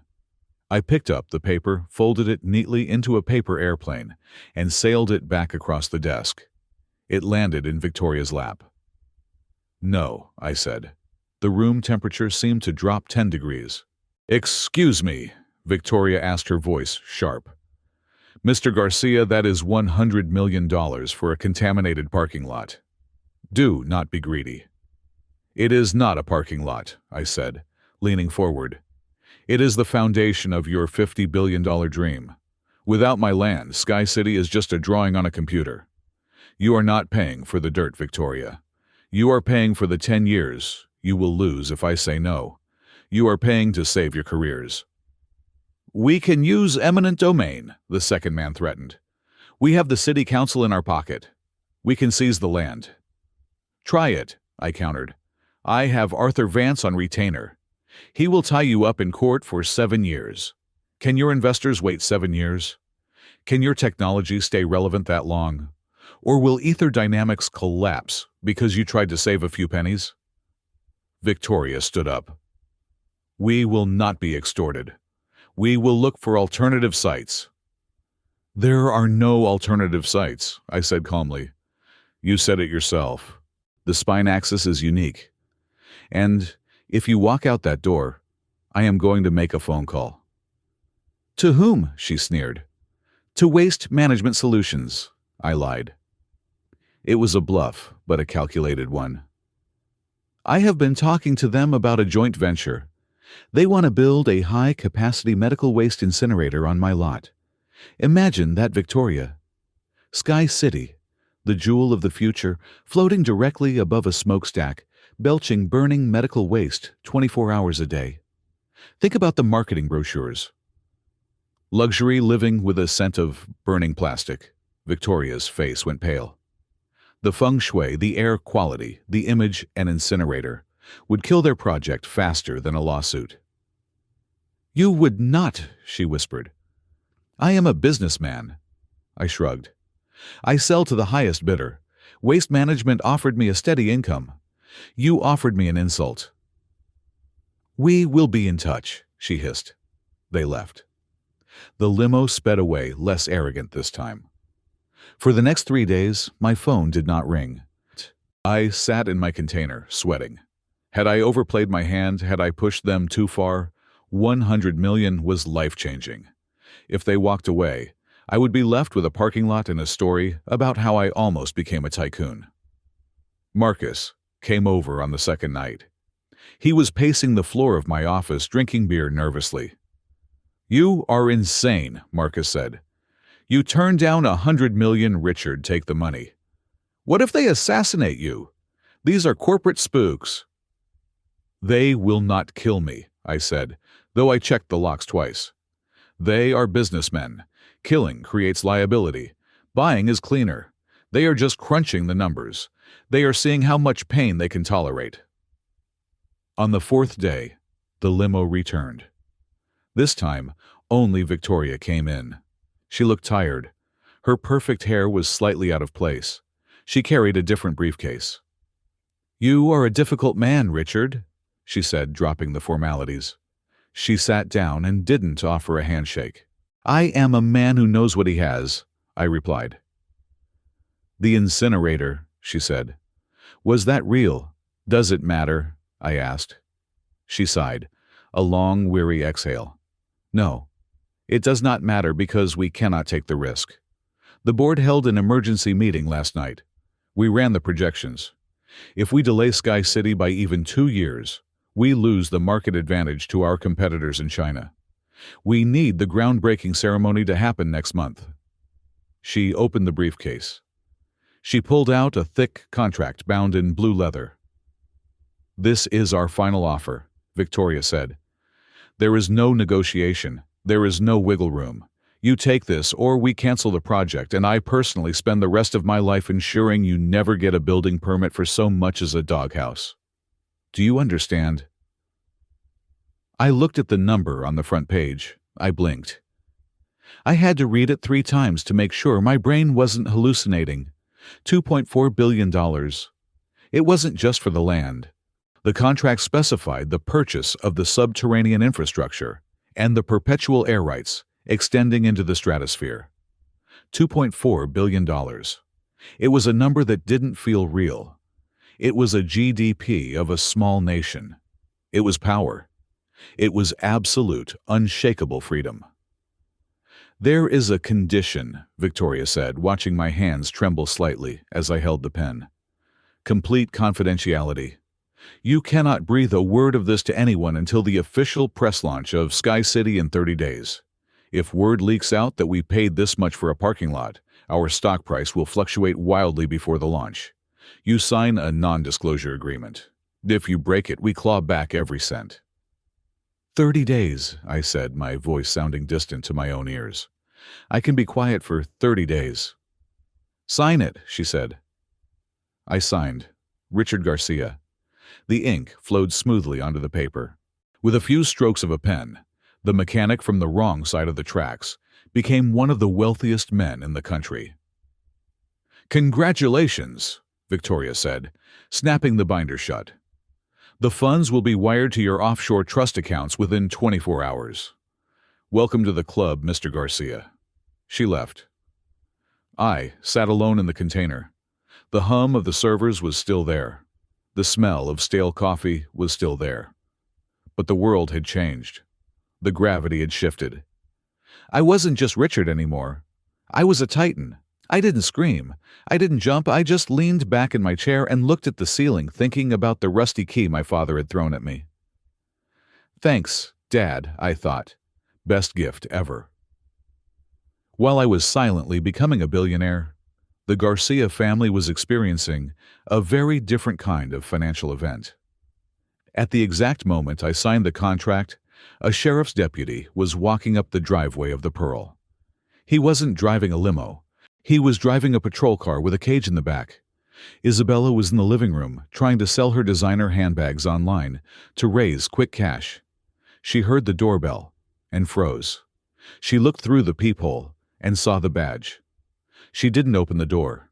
She ran to the back, hoping to escape, but another officer was waiting by the pool. "Isabella Garcia," the deputy shouted, pounding on the mahogany door. "We have a writ of eviction and a foreclosure order from Pacific Sovereign Bank." "Open the door." She opened it, sobbing. "Please, I just need a little more time. My parents are selling stocks. The money is coming." "The time is up, ma'am," the deputy said, handing her the paperwork. "You have 24 hours to vacate the premises. The bank is seizing the property to recover the unpaid mortgage and the tax liens." Isabella collapsed on the marble floor, wailing. But the nightmare wasn't over. The deputy handed her a second envelope. "This is for your guarantors," he said. "Roberto and Elena Garcia." "What is it?" she stammered. "Notice of default," the deputy said, looking at her with zero sympathy. "Your parents put their own home up as collateral for your loan extension 3 months ago. Since you defaulted, the bank is moving against their asset as well. They have 30 days to pay the full balance of $5 million, or their house goes to auction." Isabella stared at the paper. She had not just lost her house. She had lost her parents' house. She had dragged the entire family into the abyss with her. She dialed my mother's number. Her hands were shaking so badly, she dropped the phone twice. "Mom," she whispered when the line connected. "Did you sell the bags?" my mother asked, her voice tight with stress. "The lawyer needs another 5,000 by noon." "Mom, the police are here," Isabella choked out. "They took the house, and they gave me a paper for you." "What paper?" my mother screamed. "What did you do? They are taking your house too, Mom!" Isabella cried. "Because of the co-signing. They are going to take everything." I could hear the sound of my mother screaming on the other end of the line, a raw, primal sound of a woman watching her life disintegrate. Then the line went dead. I sat in my container, watching the sun set over Zone 9. My phone buzzed. It was a notification from my bank app. A pending wire transfer from Ether Holdings, LLC. Amount $2,400,000,000. Status processing. I looked at the screen. Then I looked at the security monitor, showing the empty road where my family used to drive in to mock me. "Checkmate," I whispered. The board was cleared. The pieces were captured. But I wasn't done yet. I didn't just want to win. I wanted to own the board. I picked up the phone and dialed Arthur Vance. "Arthur," I said, "the deal is done. The money hits the account tomorrow." "Excellent," Arthur purred. "What is the first move?" "My parents' house," I said. "It is going to foreclosure auction in 30 days. I want you to set up a blind trust, a shell company with a name that sounds like a charity. I want to buy the mortgage debt before it even hits the public market." "You want to save them?" Arthur asked, sounding disappointed. "No," I said, my voice cold as the grave. "I want to be the one holding the eviction notice. I want to be the one who decides if they sleep in a bed or on the street. Buy the debt, Arthur. Buy it all." "Consider it done," he said. I hung up. The darkness of the night wrapped around my container, but for the first time, I wasn't hiding in it. I was the darkness, and my family was about to find out that the monster under their bed was the sun they had created. Desperation is a powerful hallucinogen. It makes rational people believe in fairy tales, and it makes criminals believe they are invisible. My family was currently high on a lethal dose of it. They were cornered rats, trapped between the crushing weight of their debt and the looming foreclosure of their social status. And like rats, when they realized they could not escape, they decided to bite. Rumors in San Verdo move faster than fiber optics. Even though I had signed a strict non-disclosure agreement with Ether Dynamics, the sheer volume of activity around Zone 9 had triggered whispers. Construction crews were being mobilized. Surveyors were spotted. The sharks in the local real estate market smelled blood. They did not know the number 2.4 billion. That number was too big for them to comprehend. But they guessed in the millions. 10 million, maybe 20. To my parents, $20 million was the holy grail. It was enough to pay off the bank, save Isabella's villa, redeem their own mortgaged mansion, and restore their standing at the country club. They looked at my success and saw only their own salvation. They just needed to take it from me. I knew their plan before they even set the table. After the incident with the arson attempt, I had not just relied on external security. I had found leverage inside their own walls. Their housekeeper, a woman named Maria, who had been treated like furniture by my mother for 15 years, was tired of missed paychecks. For $5,000, a pitiful sum to me, now she had agreed to leave her phone recording in the dining room whenever the family held a strategy meeting. The audio file she sent me on a Tuesday night was chilling in its banality. They discussed drugging their own son, with the same casual tone one might use to discuss ordering a pizza. "Just enough benzodiazepine to make him compliant," my father's voice had said on the recording, distorted but unmistakable. "Crush it into the wine. He never could handle his liquor. Once he is groggy, we guide his hand. The notary is on my payroll. He will backdate the power of attorney to last week." "Are you sure this will work?" Isabella had whined. "What if he wakes up and sues us?" "By the time he wakes up," my mother had replied, her voice cold and steady, "we will have already sold the land and transferred the funds to the Cayman accounts. Let him sue. He will have no money to pay a lawyer." I listened to the recording in the silence of my high-tech office. I should have felt hurt. I should have felt the sting of betrayal. But I felt nothing but a grim satisfaction. They had crossed the final line. They were no longer family. They were targets. The invitation came the next day. A handwritten note from my mother delivered by a courier. It was an invitation to my father's 60th birthday dinner. Just family, it read. Let us heal the wounds. Please, Richard, for Dad, I accepted. On the night of the party, I dressed not as a mechanic and not as a billionaire. I dressed as the son they wanted to see, submissive, slightly unkempt, wearing a jacket that was a little too loose.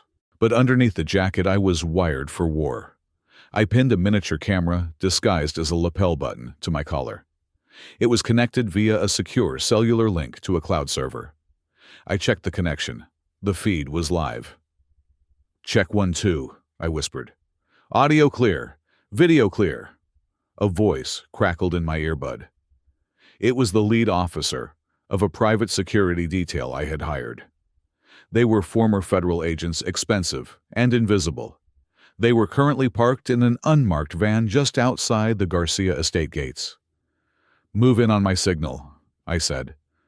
Or if the biometric sensor on my wrist detects a heart rate spike indicating unconsciousness. Copy that, Mr. Garcia. We have your back. I drove my old truck up the winding driveway. I wanted to remind them of who I was supposed to be. The house loomed ahead, a monument to vanity that was slowly rotting from the inside. I noticed the landscaping was overgrown. The fountain was dry. The repo man was knocking, and the house knew it. Isabella opened the door. She was wearing a modest dress, something she must have dug out of the back of her closet. Her face was scrubbed clean of makeup, and her eyes were red. Richard, she said, her voice trembling. She threw her arms around me. It was a hug that felt like being strangled by a snake. I am so sorry. For everything, I was stupid. I was jealous. Please forgive me. It is okay, Isabella, I lied, patting her back awkwardly. We are family. She led me into the dining room. The table was set with the good silver, the pieces they had not yet pawned. My father sat at the head of the table, looking frail, but forcing a jovial smile. My mother was bustling around the sideboard, playing the role of the doting matriarch. Happy birthday, Dad, I said, placing a generic gift bag on the table. Inside was a tie I had bought at the airport. It was the amount of effort they deserved. Richard, my father boomed, standing up to shake my hand. His grip was sweaty. Thank you for coming, son. It means the world to me, truly. Tonight is not about business. It is about blood. Sit. Sit. I sat. The atmosphere was thick enough to choke on. They were vibrating with nervous energy. My mother brought over a decanter of red wine. It was a vintage Bordeaux, one of the few bottles my father had hoarded for years. A toast, my father said, raising his glass, to the Garcia legacy, and to my son who has proven us all wrong. My mother poured the wine. I watched her hands closely. She poured my father's glass. Then Isabella's. Then she reached for a different glass, one that was already sitting on the sideboard, pre-poured. Here you go, Richard, she said, placing the glass in front of me with a smile that did not reach her eyes. I looked at the wine. It was a deep ruby red. To the naked eye, it looked perfect. But I knew that dissolved within that liquid was enough sedative to knock out a horse. To family, I said, lifting the glass. They watched me. All three of them. Their eyes were locked on the rim of my glass. They were practically holding their breath. The hunger in their faces was disgusting. I brought the glass to my lips. Then I paused. Oh, wait, I said, patting my pockets. I left my phone in the truck. I need to silence it. I am expecting a call from a client. Let it ring, Richard, my father said quickly. Sit down. It will only take a second, I said, standing up. I turned my back to them for a split second, pretending to fumble for my keys. At that moment, with a sleight of hand I had practiced for hours, I poured the contents of the glass into the potted fern standing next to me. I grabbed a half-empty glass of water from the side table, took a swig to wet my lips, and turned back around, holding the empty wine glass. "Actually, never mind," I said, sitting back down. "Let it ring." I set the empty glass on the table. "You drank it fast," Isabella noted, her voice tight. "I was thirsty," I shrugged. "It is good wine." The relief that washed over their faces was almost comical. They thought they had won. They thought the poison was already in my veins. Dinner was a blur of terrible acting. My mother asked about my life, feigning interest in logistics. Isabella talked about how she wanted to go back to school, a lie so transparent it was insulting. My father just watched me checking his watch every 2 minutes. 15 minutes later, I decided to start the show. I let my eyelids droop. I slurred a word in the middle of a sentence. "So the trucks, they need to..." I trailed off, swaying slightly in my chair. "Are you okay, Richard?" My mother asked, her voice laced with false concern. "I feel a little dizzy," I mumbled. "Must be the heat." "You are tired, son," my father said, standing up immediately. "You have been working too hard. Come on, let us get some paperwork out of the way so you can rest." "Paperwork?" I asked, letting my head loll to the side. "What paperwork?" "Just some formalities," my father said, reaching into his jacket pocket. He pulled out a folded document. He placed it on the table in front of me, smoothing it out. Next to it, he placed a heavy fountain pen. "It is for the trust," he lied smoothly. "To protect your assets. You know how litigious people can be. This just allows me to handle the boring stuff for you. Sign here, Richard. Right here." I looked at the document through half-closed eyes. The bold letters at the top read, "Irrevocable general power of attorney." It gave Roberto Garcia the right to sell, transfer, and liquidate all assets belonging to Richard Garcia. "I cannot read it," I stammered. "It is blurry." "You do not need to read it," Isabella whispered, leaning in close. "Trust us, Richie. We love you. Just sign it." My mother moved behind me, putting her hands on my shoulders. "Do it for Dad, honey. It is his birthday wish." They were surrounding me, vultures circling a dying animal. My father thrust the pen into my hand. He actually grabbed my fingers and tried to position them over the signature line. "Sign it," he hissed, his patience snapping. "Sign the damn paper, I let my hand hover over the paper. The pen touched the fiber. They leaned in, their breath catching in their throats. They were seconds away from stealing $2.4 billion. Then I stopped. I lifted my head. I opened my eyes fully. The cloudiness was gone. The slur was gone. I looked at my father with a gaze of absolute razor-sharp clarity. "No," I said.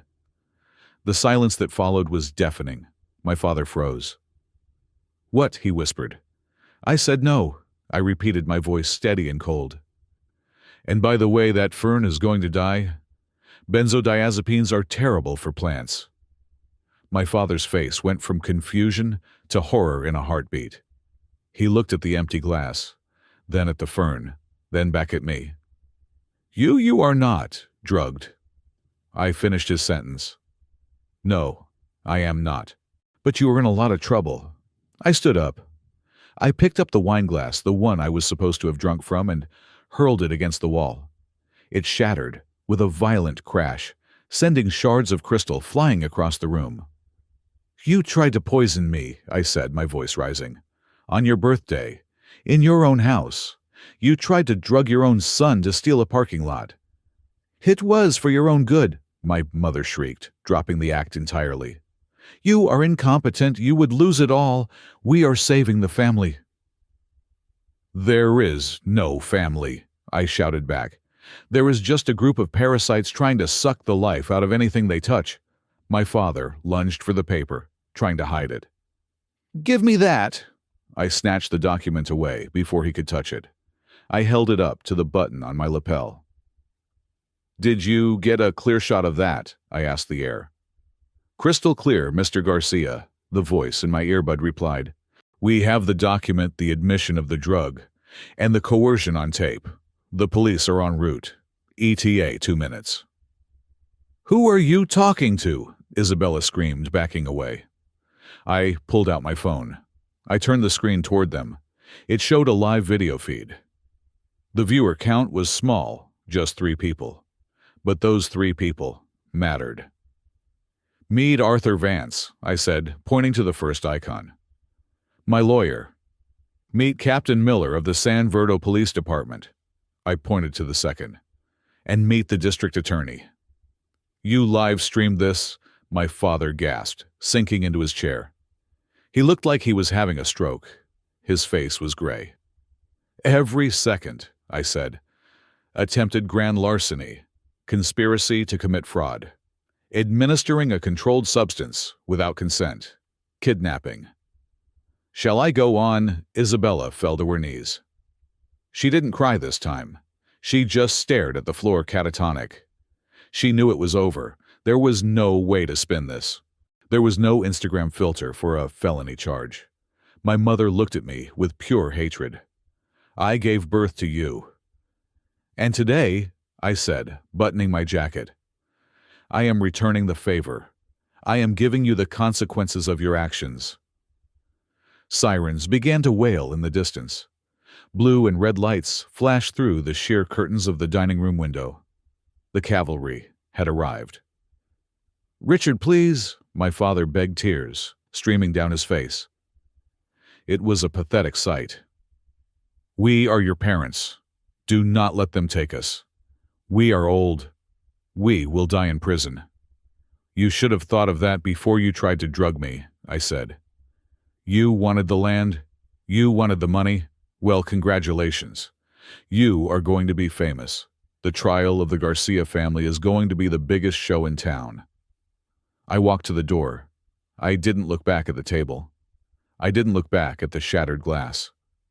Richard, my mother screamed one last time. Where are you going? I stopped at the threshold. I touched the earpiece. I am going home, I said without turning around. My real home, the one I built without you. I walked out into the cool night air. The police cars were swarming up the driveway. Officers were jumping out, weapons drawn. I walked past them, nodding to the captain. They are inside, I said. They are all yours. I climbed into my truck. My hands were shaking not from fear, but from the adrenaline of the kill. It was done. I had cut the cord. I had burned the bridge. I had destroyed them before they could destroy me. As I drove away, I looked in the rearview mirror. I saw my father being led out in handcuffs, his head bowed. I saw my mother weeping. I saw Isabella being placed in the back of a squad car. I turned the radio on. I turned the volume up until the music drowned out the sirens. I drove toward the lights of the city, toward the $2.4 billion waiting for me. And for the first time in 32 years, I felt completely, terrifyingly free. The fallout from the birthday party was not a ripple. It was a tsunami. In the high society of San Verdo, reputation was currency, and the Garcia family had just declared moral bankruptcy. The footage of my father trying to force a drugged man to sign away his assets did not stay within the confines of the police evidence locker. It leaked. I never asked how. Perhaps a clerk at the station had a grudge against the wealthy elite. Perhaps Arthur Vance, my shark of a lawyer, nudged it into the hands of a hungry crime reporter. Within 48 hours, the Garcia name was toxic. My father was released on bail pending trial, but his life as he knew it was over. He was asked to resign from the board of the country club, where he had played golf for 20 years. The charity foundations my mother chaired, quietly, removed her name from their websites.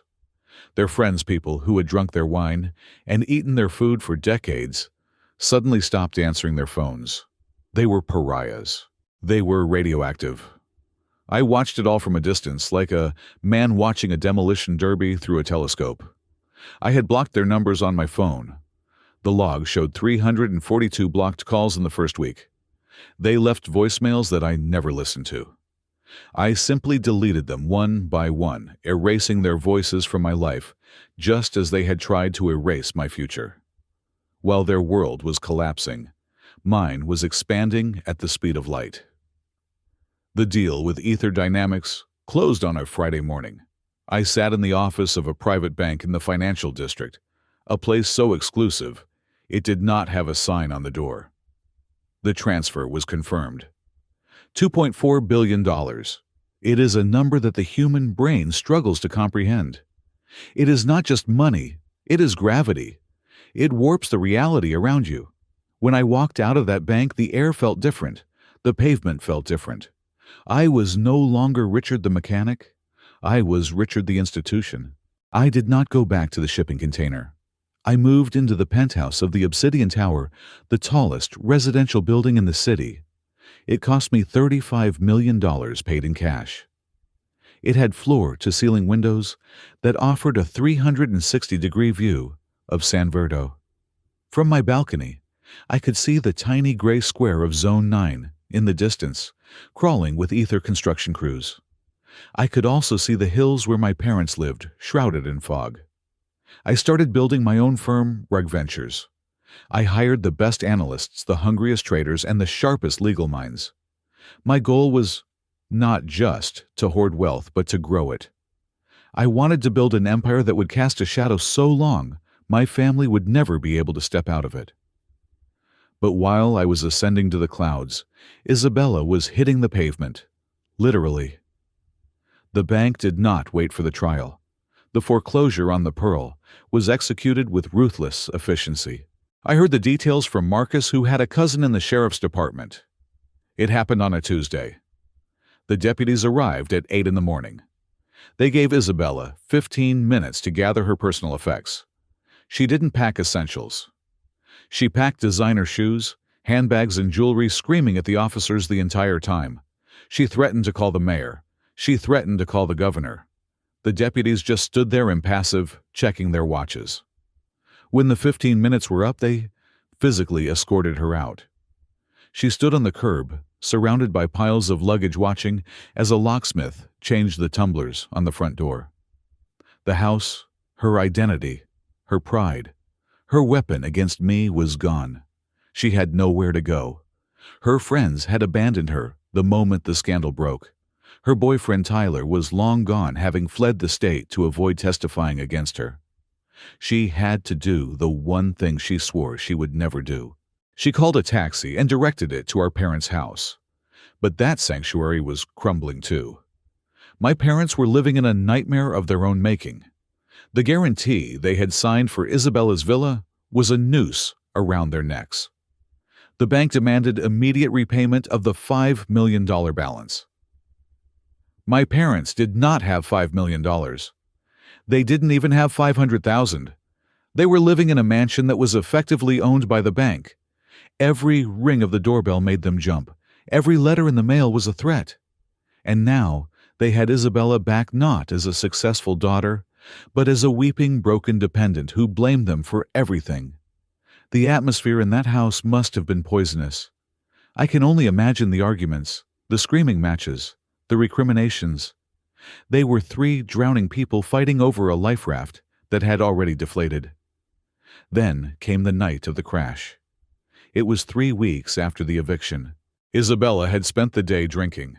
She had raided my father's wine cellar, consuming bottle after bottle of expensive vintage, trying to numb the reality of her life.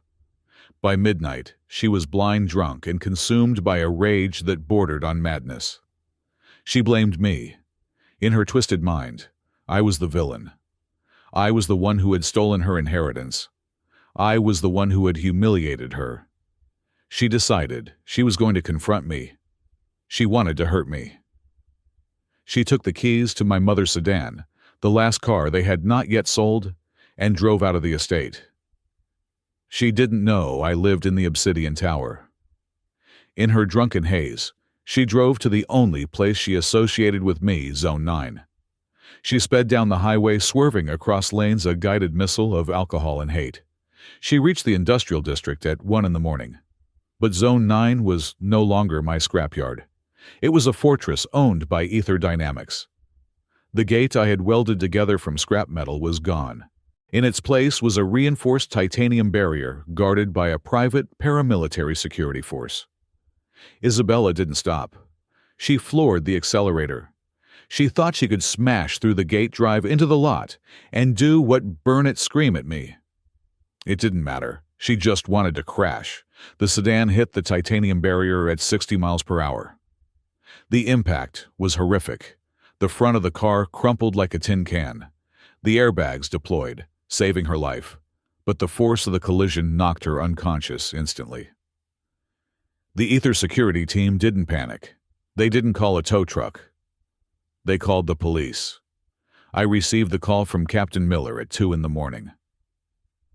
"Mr. Garcia," he said, his voice grave, "we have your sister in custody. DUI, reckless endangerment, destruction of corporate property.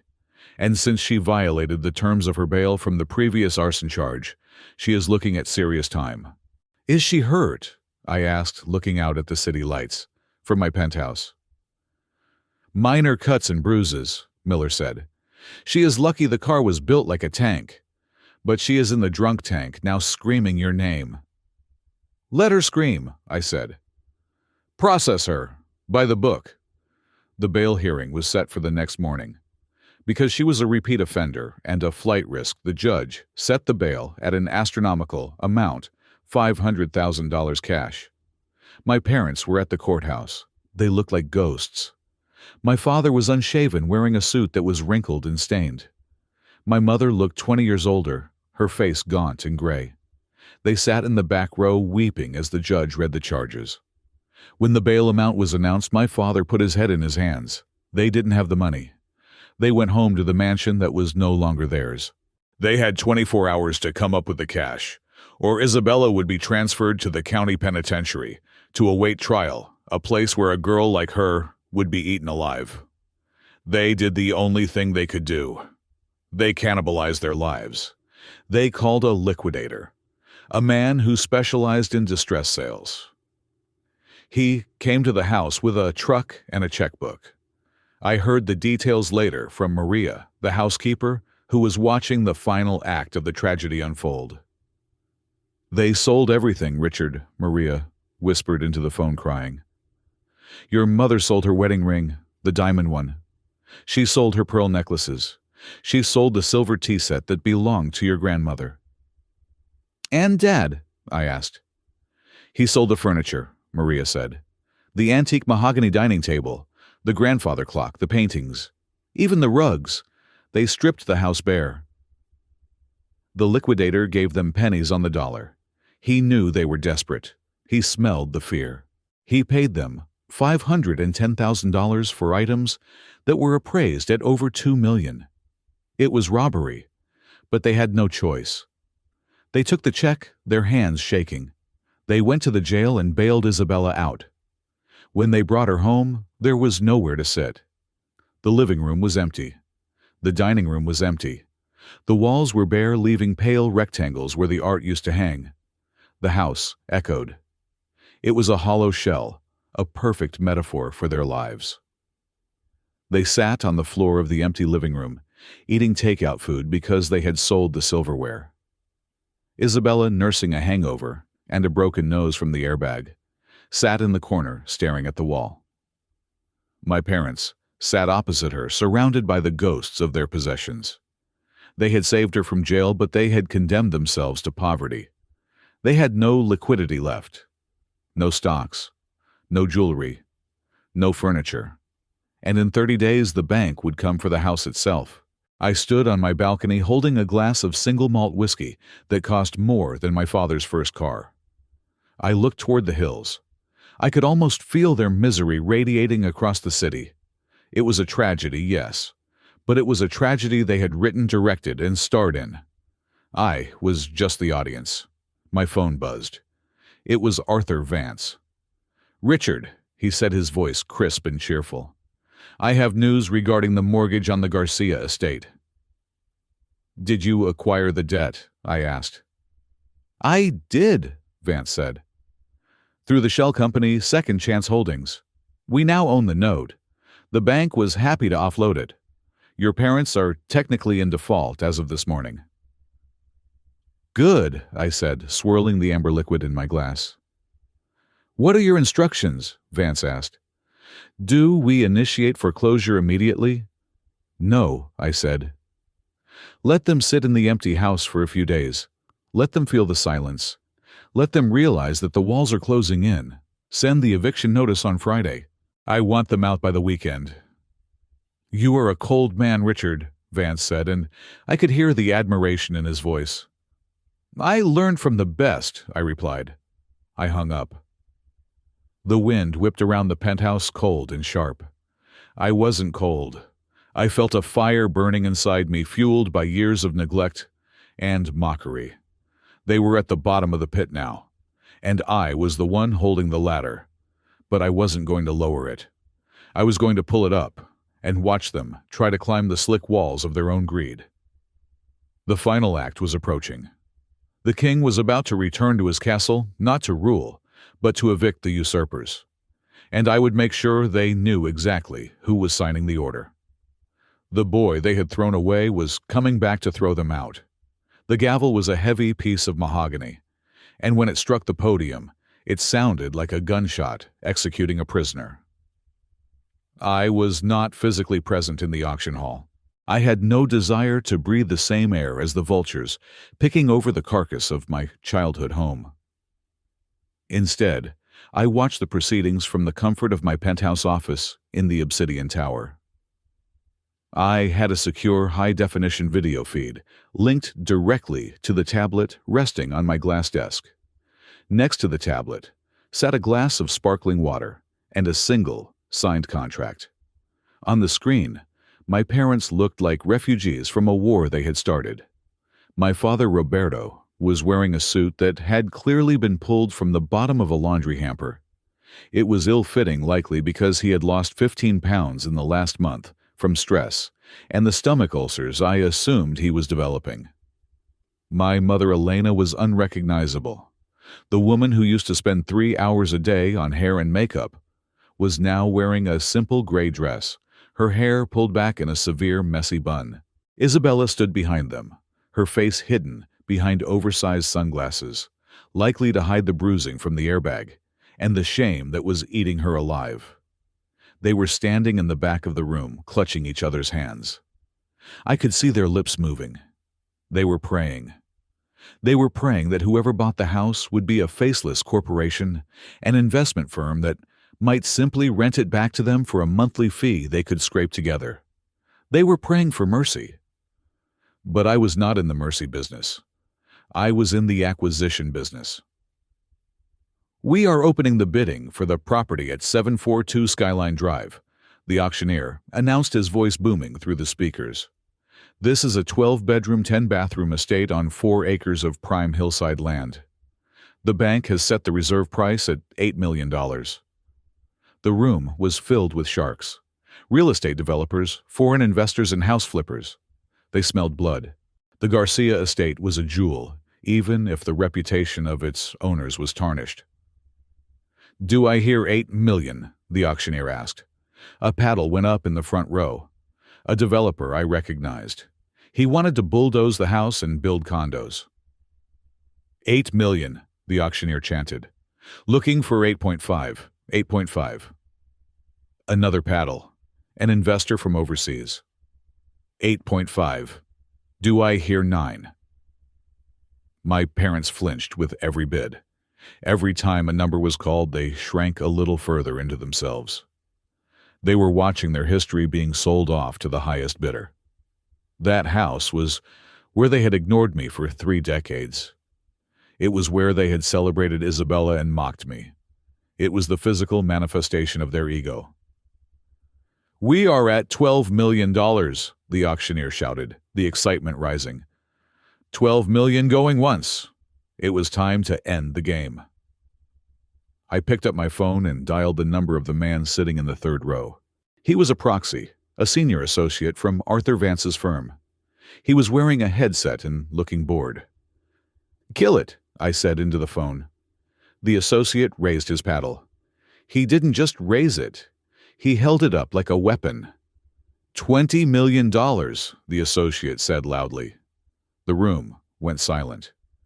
The auctioneer actually stopped his rhythmic chanting. A collective gasp rippled through the crowd. The previous bid was $12 million.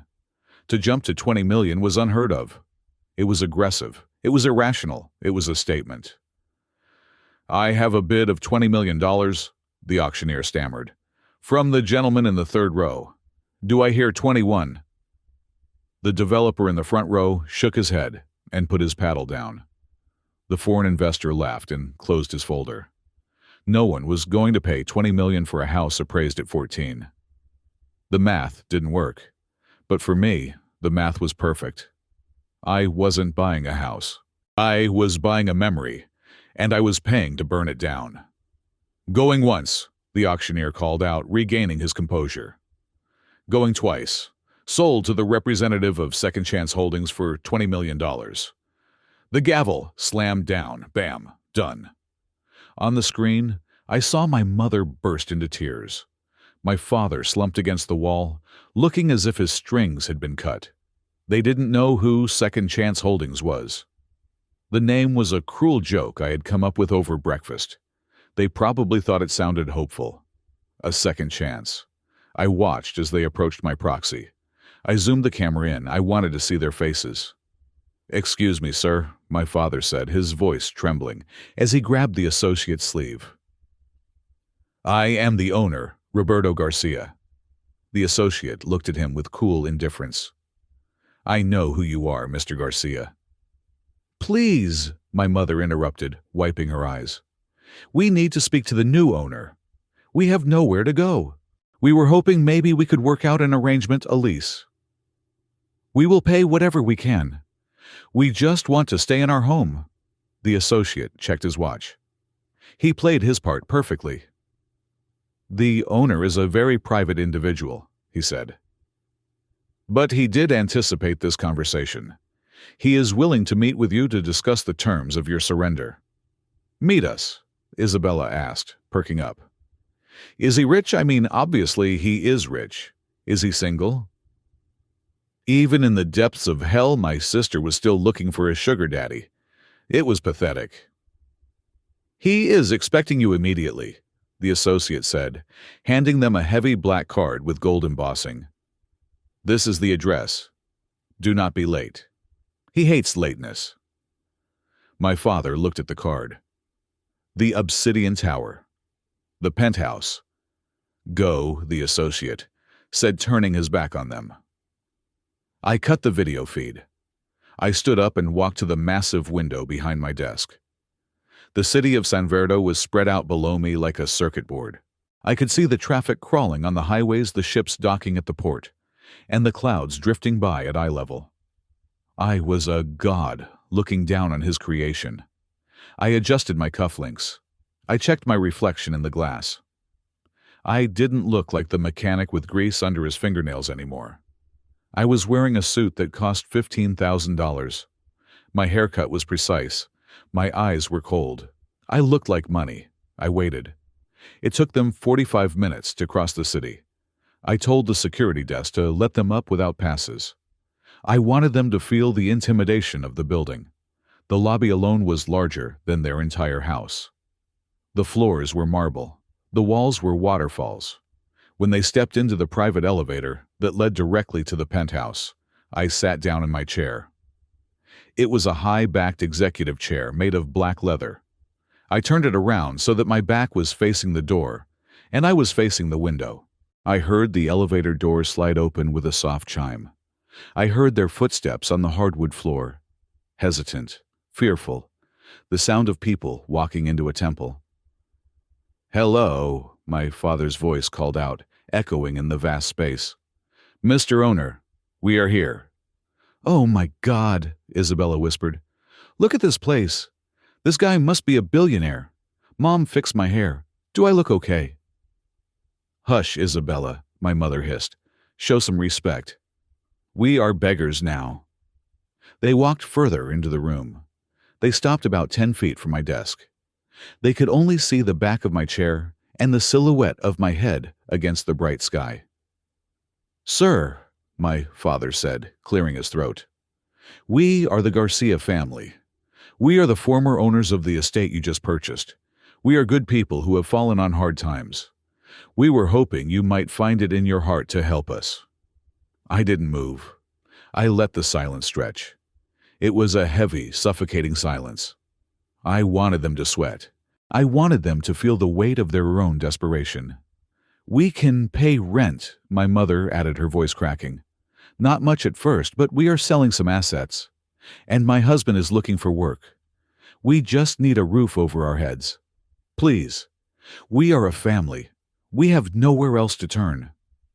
A family, I said. My voice was low, but in the acoustically perfect office, it carried like a bell. They froze. The air left the room. They knew that voice. They had heard it for 32 years. They had heard it asking for love, asking for fairness, and finally asking for justice. That voice, Isabella whispered. No, it cannot be. I slowly spun the chair around. The mechanism was silent. The motion was smooth. I turned until I was facing them directly. I rested my elbows on the armrests and steepled my fingers, looking at them over the tops of my hands. The reaction was visceral. My mother dropped her purse. It hit the floor with a heavy thud. Her hands flew to her mouth, stifling a scream. Her eyes went wide, bulging, as if she were seeing a ghost. My father staggered back as if he had been physically punched in the gut. He grabbed the back of a sofa to steady himself, his face draining of all color, until he looked like a corpse. His mouth opened and closed, but no sound came out. Isabella just stared. Her jaw dropped. She looked from me to the office, then back to me. The realization hit her like a truck. The penthouse. The suit. The power. Richard, she wheezed. Hello, Mother. Hello, Father, I said, my voice devoid of any warmth. Isabella, you look terrible. Prison food does not agree with you. This is your office, my father stammered. But the house, the auction, $20 million.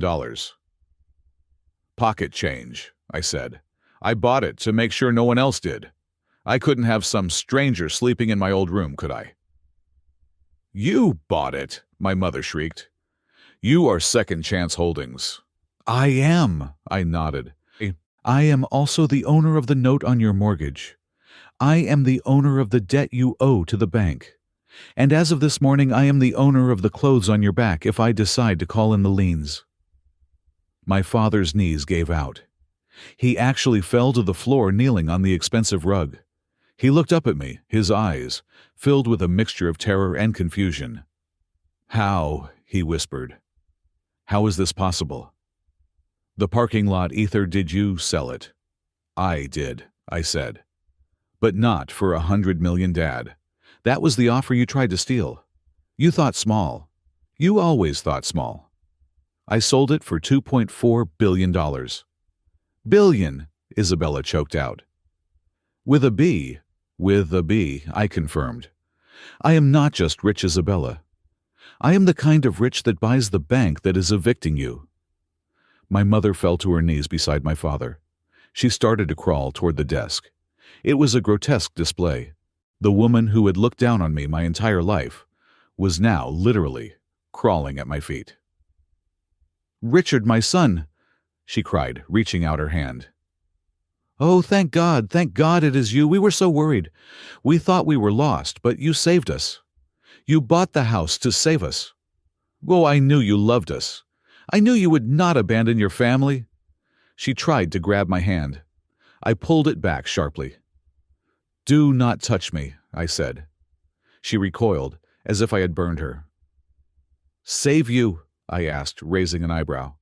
Is that what you think this is? You think I paid $20 million to be your savior? But you are our son, my father pleaded. We made mistakes, Richard. We know that. We were hard on you. But it was to make you tough, and look, it worked. You are a billionaire. We did this for you. The audacity was breathtaking. They were trying to take credit for my success. They were trying to rewrite history in real time. You tried to drug me, I said, my voice turning to ice. You tried to rob me. You tried to imprison me in a fraud. Do not talk to me about making me tough. I survived in spite of you, not because of you. We are sorry, Isabella wailed, throwing herself onto the sofa. We are so sorry, just give us the house, Richard. Please. We will be good, we will do whatever you want. Just do not throw us on the street. I stood up. I walked around the desk. I towered over them as they huddled on the floor. You want the house? I asked. Yes, yes, my mother nodded frantically. It is our home. It is all we have. It is my house, I corrected. I hold the deed. I hold the keys. And I hold your future in my hand. I walked over to the window and looked out at the city again. I am a businessman now, I said, my back to them. And in business, we do not give things away. We make deals. I have a contract prepared.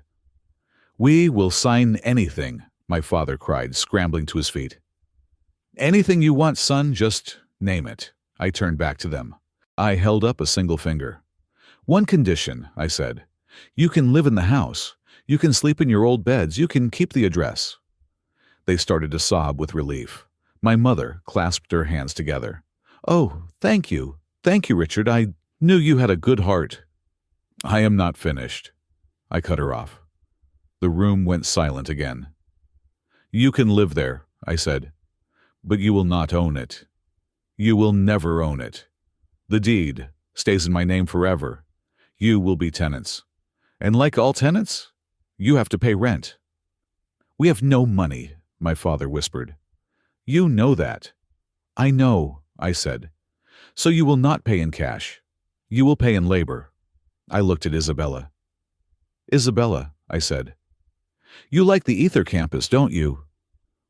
It is very modern, very chic. I still have some pull with the facilities management team there. They are looking for a new janitorial intern. The night shift, cleaning the loading docks, scrubbing the tire marks off the concrete. Isabella's face went white. You want me to be a janitor at your old parking lot? It pays minimum wage, I said. And every dollar of that wage goes directly to me to cover your rent. You miss a shift, you are evicted. You complain, you are evicted. You post on Instagram, you are evicted. I looked at my parents. And you too, I said. You are retired. You will live on your state pension. It is about $1,200 a month. You will transfer every cent of it to my account on the first of the month. You will keep enough for food and electricity. No more country clubs. No more wine. No more parties. You will live like the people you used to mock. You will live like the poor. Richard, this is cruel, my mother wept. This is humiliation. No, Mother, I said, walking back to my desk and sitting down. Humiliation is what you did to me when you gave me a rusty key in front of a room full of people. Humiliation is treating your son like a servant. This is charity. I am giving you a roof over your heads. Most landlords would have kicked you to the curb. I pressed a button on my desk. The door opened, and 2 security guards stepped in. Here is the lease, I said, sliding a document across the desk. It is a month-to-month tenancy, at will, meaning I can end it whenever I want. Sign it now or the guards will escort you out, and I will have the house bulldozed tomorrow morning. My father looked at the paper. He looked at me. He saw the end of his life in my eyes. He saw that there was no negotiation. There was no love. There was only the cold, hard math of retribution. With a trembling hand, he picked up the pen. I am sorry, Elena, he whispered to my mother. He signed. Then my mother signed, her tears staining the paper. Then Isabella signed, her hand shaking so hard she ripped the page slightly. Good, I said, taking the document back. Now get out of my office. You have floors to scrub, Isabella. The shift starts at 6. They left. They walked out of the penthouse, broken, defeated, and owned. They were no longer the Garcia dynasty. They were my serfs. I watched the elevator doors close on their weeping faces. I didn't feel happy. I didn't feel sad. I felt balanced. The scales had finally tipped. The universe had corrected itself. I spun my chair back around to face the window. The sun was setting, painting the sky in shades of gold and purple. It was a beautiful view, and it was all mine. The tires of my McLaren P1 crunched softly against the gravel of the driveway, a sound that cost more than the entire house I was looking at. I killed the engine. The silence that followed was heavy, filled with the ghosts of 30 years of unhappiness. I sat there for a moment, gripping the leather steering wheel, looking at the sprawling Spanish-style mansion that had once been my prison. It looked smaller now. When I was a child, this house had felt like a fortress of judgment, a place where I was constantly measured and found wanting.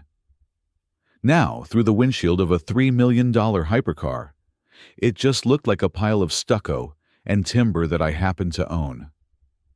I opened the butterfly door and stepped out. The air on the hill was crisp, but it didn't smell like home. It smelled like a business transaction.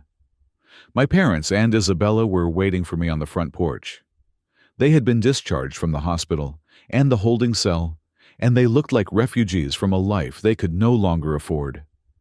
My father was sitting on the steps, his head in his hands. My mother was pacing nervously, clutching a plastic bag that contained the few toiletries she had bought with her last $20. Isabella was leaning against a pillar, looking pale and sullen, wearing a tracksuit that had seen better days. When they saw me, or rather, when they saw the car, a flicker of something ignited in their eyes. It was a reflex, a muscle memory of greed that even their total defeat could not fully extinguish. They looked at the sleek carbon fiber curves of the McLaren, and for a split second they forgot they were destitute. They just saw money. But then they looked at my face and the reality crashed back down on them.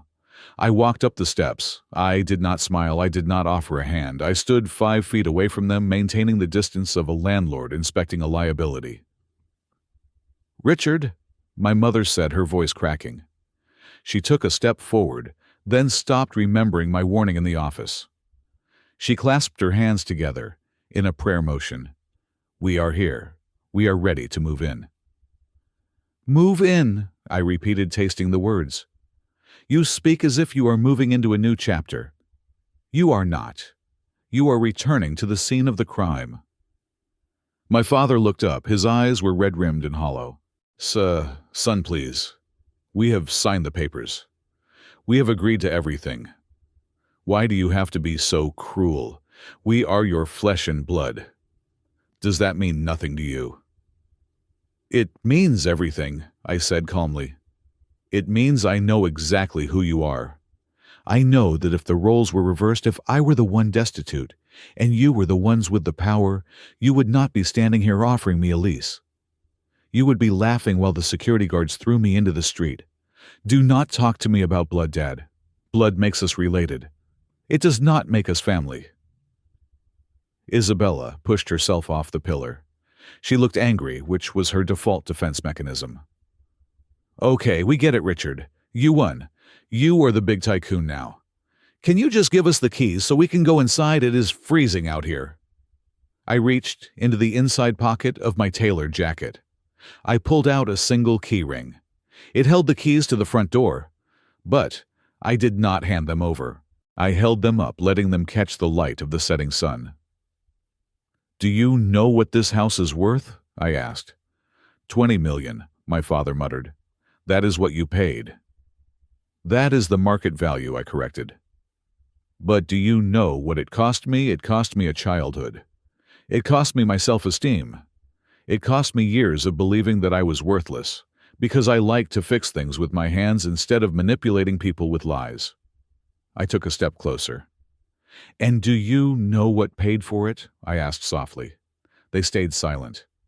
"The parking lot," I said. "The garbage dump. The wasteland you laughed at. The place you sent me to rot." I paused, letting the numbers form in the air between us. $2.4 billion, I said. "That is the final valuation. That is the cash that is sitting in my trust accounts right now. $2.4 billion. I saw the physical impact of the number hit them. My mother actually grabbed her chest. My father's mouth fell open. Isabella looked like she was going to vomit. The sheer magnitude of what they had thrown away was a physical blow. They weren't just mourning the loss of money. They were mourning the loss of a destiny they felt entitled to. If you had treated me with even an ounce of respect. I continued, my voice, steady and devoid of anger. If you had just been decent human beings, half of that would have been yours. We could have built an empire together. But you chose greed. You chose arrogance. And now, you are standing on a porch that you do not own, begging for a key from the son you despised. We didn't know. My mother whispered, tears streaming down her face. We didn't know, Richard. Ignorance is not a defense, I said. It is just another form of failure. I dropped the keys into my father's hand. He fumbled them, nearly dropping them on the concrete. The rules are simple, I said, my tone shifting to business. You have read the contract, but let me make it crystal clear because I know you have a selective memory. I pointed at Isabella. You, I said. You start tomorrow morning at 6 o'clock. You will report to the service entrance of the Ether Dynamics headquarters in Zone 9. The facilities manager has your uniform. It is a gray jumpsuit. You will scrub the floors. You will empty the trash cans. You will clean the toilets used by the engineers who are building the future. Isabella flinched. Richard, I cannot be a janitor. People know me. My followers. What if someone sees me? Then they will see you earning an honest living for the first time in your life, I said coldly. And Isabella, the wage is $18 an hour. It goes directly into my account to cover the rent. If you are late, you are evicted. If you quit, you are evicted. If you complain to a single soul, you are evicted. She started to cry, a pathetic whimpering sound. This is humiliation. No, I said. Humiliation is wrecking a car because you are drunk. Humiliation is trying to burn down your brother's business. This is restitution. I turned to my parents. And you, I said. Your state pension checks. They are deposited on the 1st. You will transfer them to me by the 2nd. I have set up an allowance for you. It is enough for rice beans and electricity. No cable TV. No wine. No country club dues. You will live within your means. For once in your lives, you will know the value of $1 because you will not have any to waste. We will starve, my mother gasped. You will not starve, I said. Millions of people live on that budget every day. They are happy. They are grateful. Maybe you will learn something from them. I looked at them one last time. They were huddled together, shivering, clutching the keys as if they were a lifeline. They looked small. They looked pathetic. And for the first time, I felt something shift inside me. The anger that had fueled me for 6 months finally evaporated. It wasn't replaced by forgiveness, that would be a lie. It was replaced by indifference. They were no longer the monsters under my bed. They were just sad, broken people living in a house that didn't belong to them. One last thing, I said. Do not call me. Do not come to my office. Do not tell people we are related. As far as the world is concerned, Richard Garcia is an orphan who made it on his own. You are just my tenants. And I am a very strict landlord. I turned my back on them. Richard, my father called out, his voice weak. Wait, just tell us you still love us. Just a little bit, please. I stopped. I didn't turn around. I looked at the McLaren gleaming in the twilight. I love the lesson you taught me, I said. I love the fire you lit in me. But you, no. I do not think I have loved you since the day you handed me that rusty key. You killed that love, Dad. You drowned it in wine and buried it in greed. It is gone. I walked to the car. I slid into the driver's seat and closed the door. The interior was silent, a cocoon of leather and technology. I pressed the start button. The engine roared to life, a savage, beautiful sound that echoed off the walls of the canyon. I put the car in gear. As I pulled away, I glanced in the rearview mirror. They hadn't gone inside yet. They were standing on the porch, And they were fighting. I saw my mother pointing a finger at my father, screaming something. I saw Isabella throwing her hands in the air, shouting at both of them. They were already blaming each other. They were already tearing each other apart. The pressure of their new reality was crushing them, and they were turning on each other like wolves in a trap. I watched them shrink in the mirror until they were just tiny, angry dots. Then I turned the corner and they were gone. I didn't feel sad. I felt light. I felt like a weight of 1,000 pounds had been lifted from my chest. I drove down the winding road heading back toward the city. The lights of San Verdo were twinkling below me, a sea of diamonds in the darkness. Somewhere down there, in the heart of the city, my team was waiting. We had a meeting at 8 to discuss the acquisition of a renewable energy firm in Europe. We had a foundation to launch that would provide scholarships for trade schools, helping kids like me who like to get their hands dirty. I had work to do. I had a life to live. I pressed the accelerator. The car surged forward, pinning me to the seat. I wasn't running away from my past anymore. I was racing toward my future. I had taken the trash they threw at me and built a castle. I had taken their hate and turned it into fuel. The rusty key was gone. I had the master key to the world now. And as I sped toward the horizon where the sun was just beginning to dip below the ocean, I realized the absolute truth of my journey. The best revenge wasn't seeing them suffer. The best revenge was realizing that I didn't need them to be happy. I was Richard Garcia. I was a billionaire. I was free. And that was the only truth that mattered. Thank you so much for listening to this story. I would love to know where you are tuning in from. So please leave a comment down below with your country or city, and let's get a conversation started.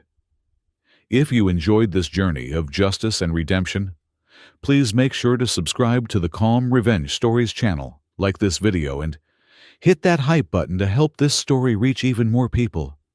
Your support means the world to me. Stay safe and remember, the best revenge is massive success.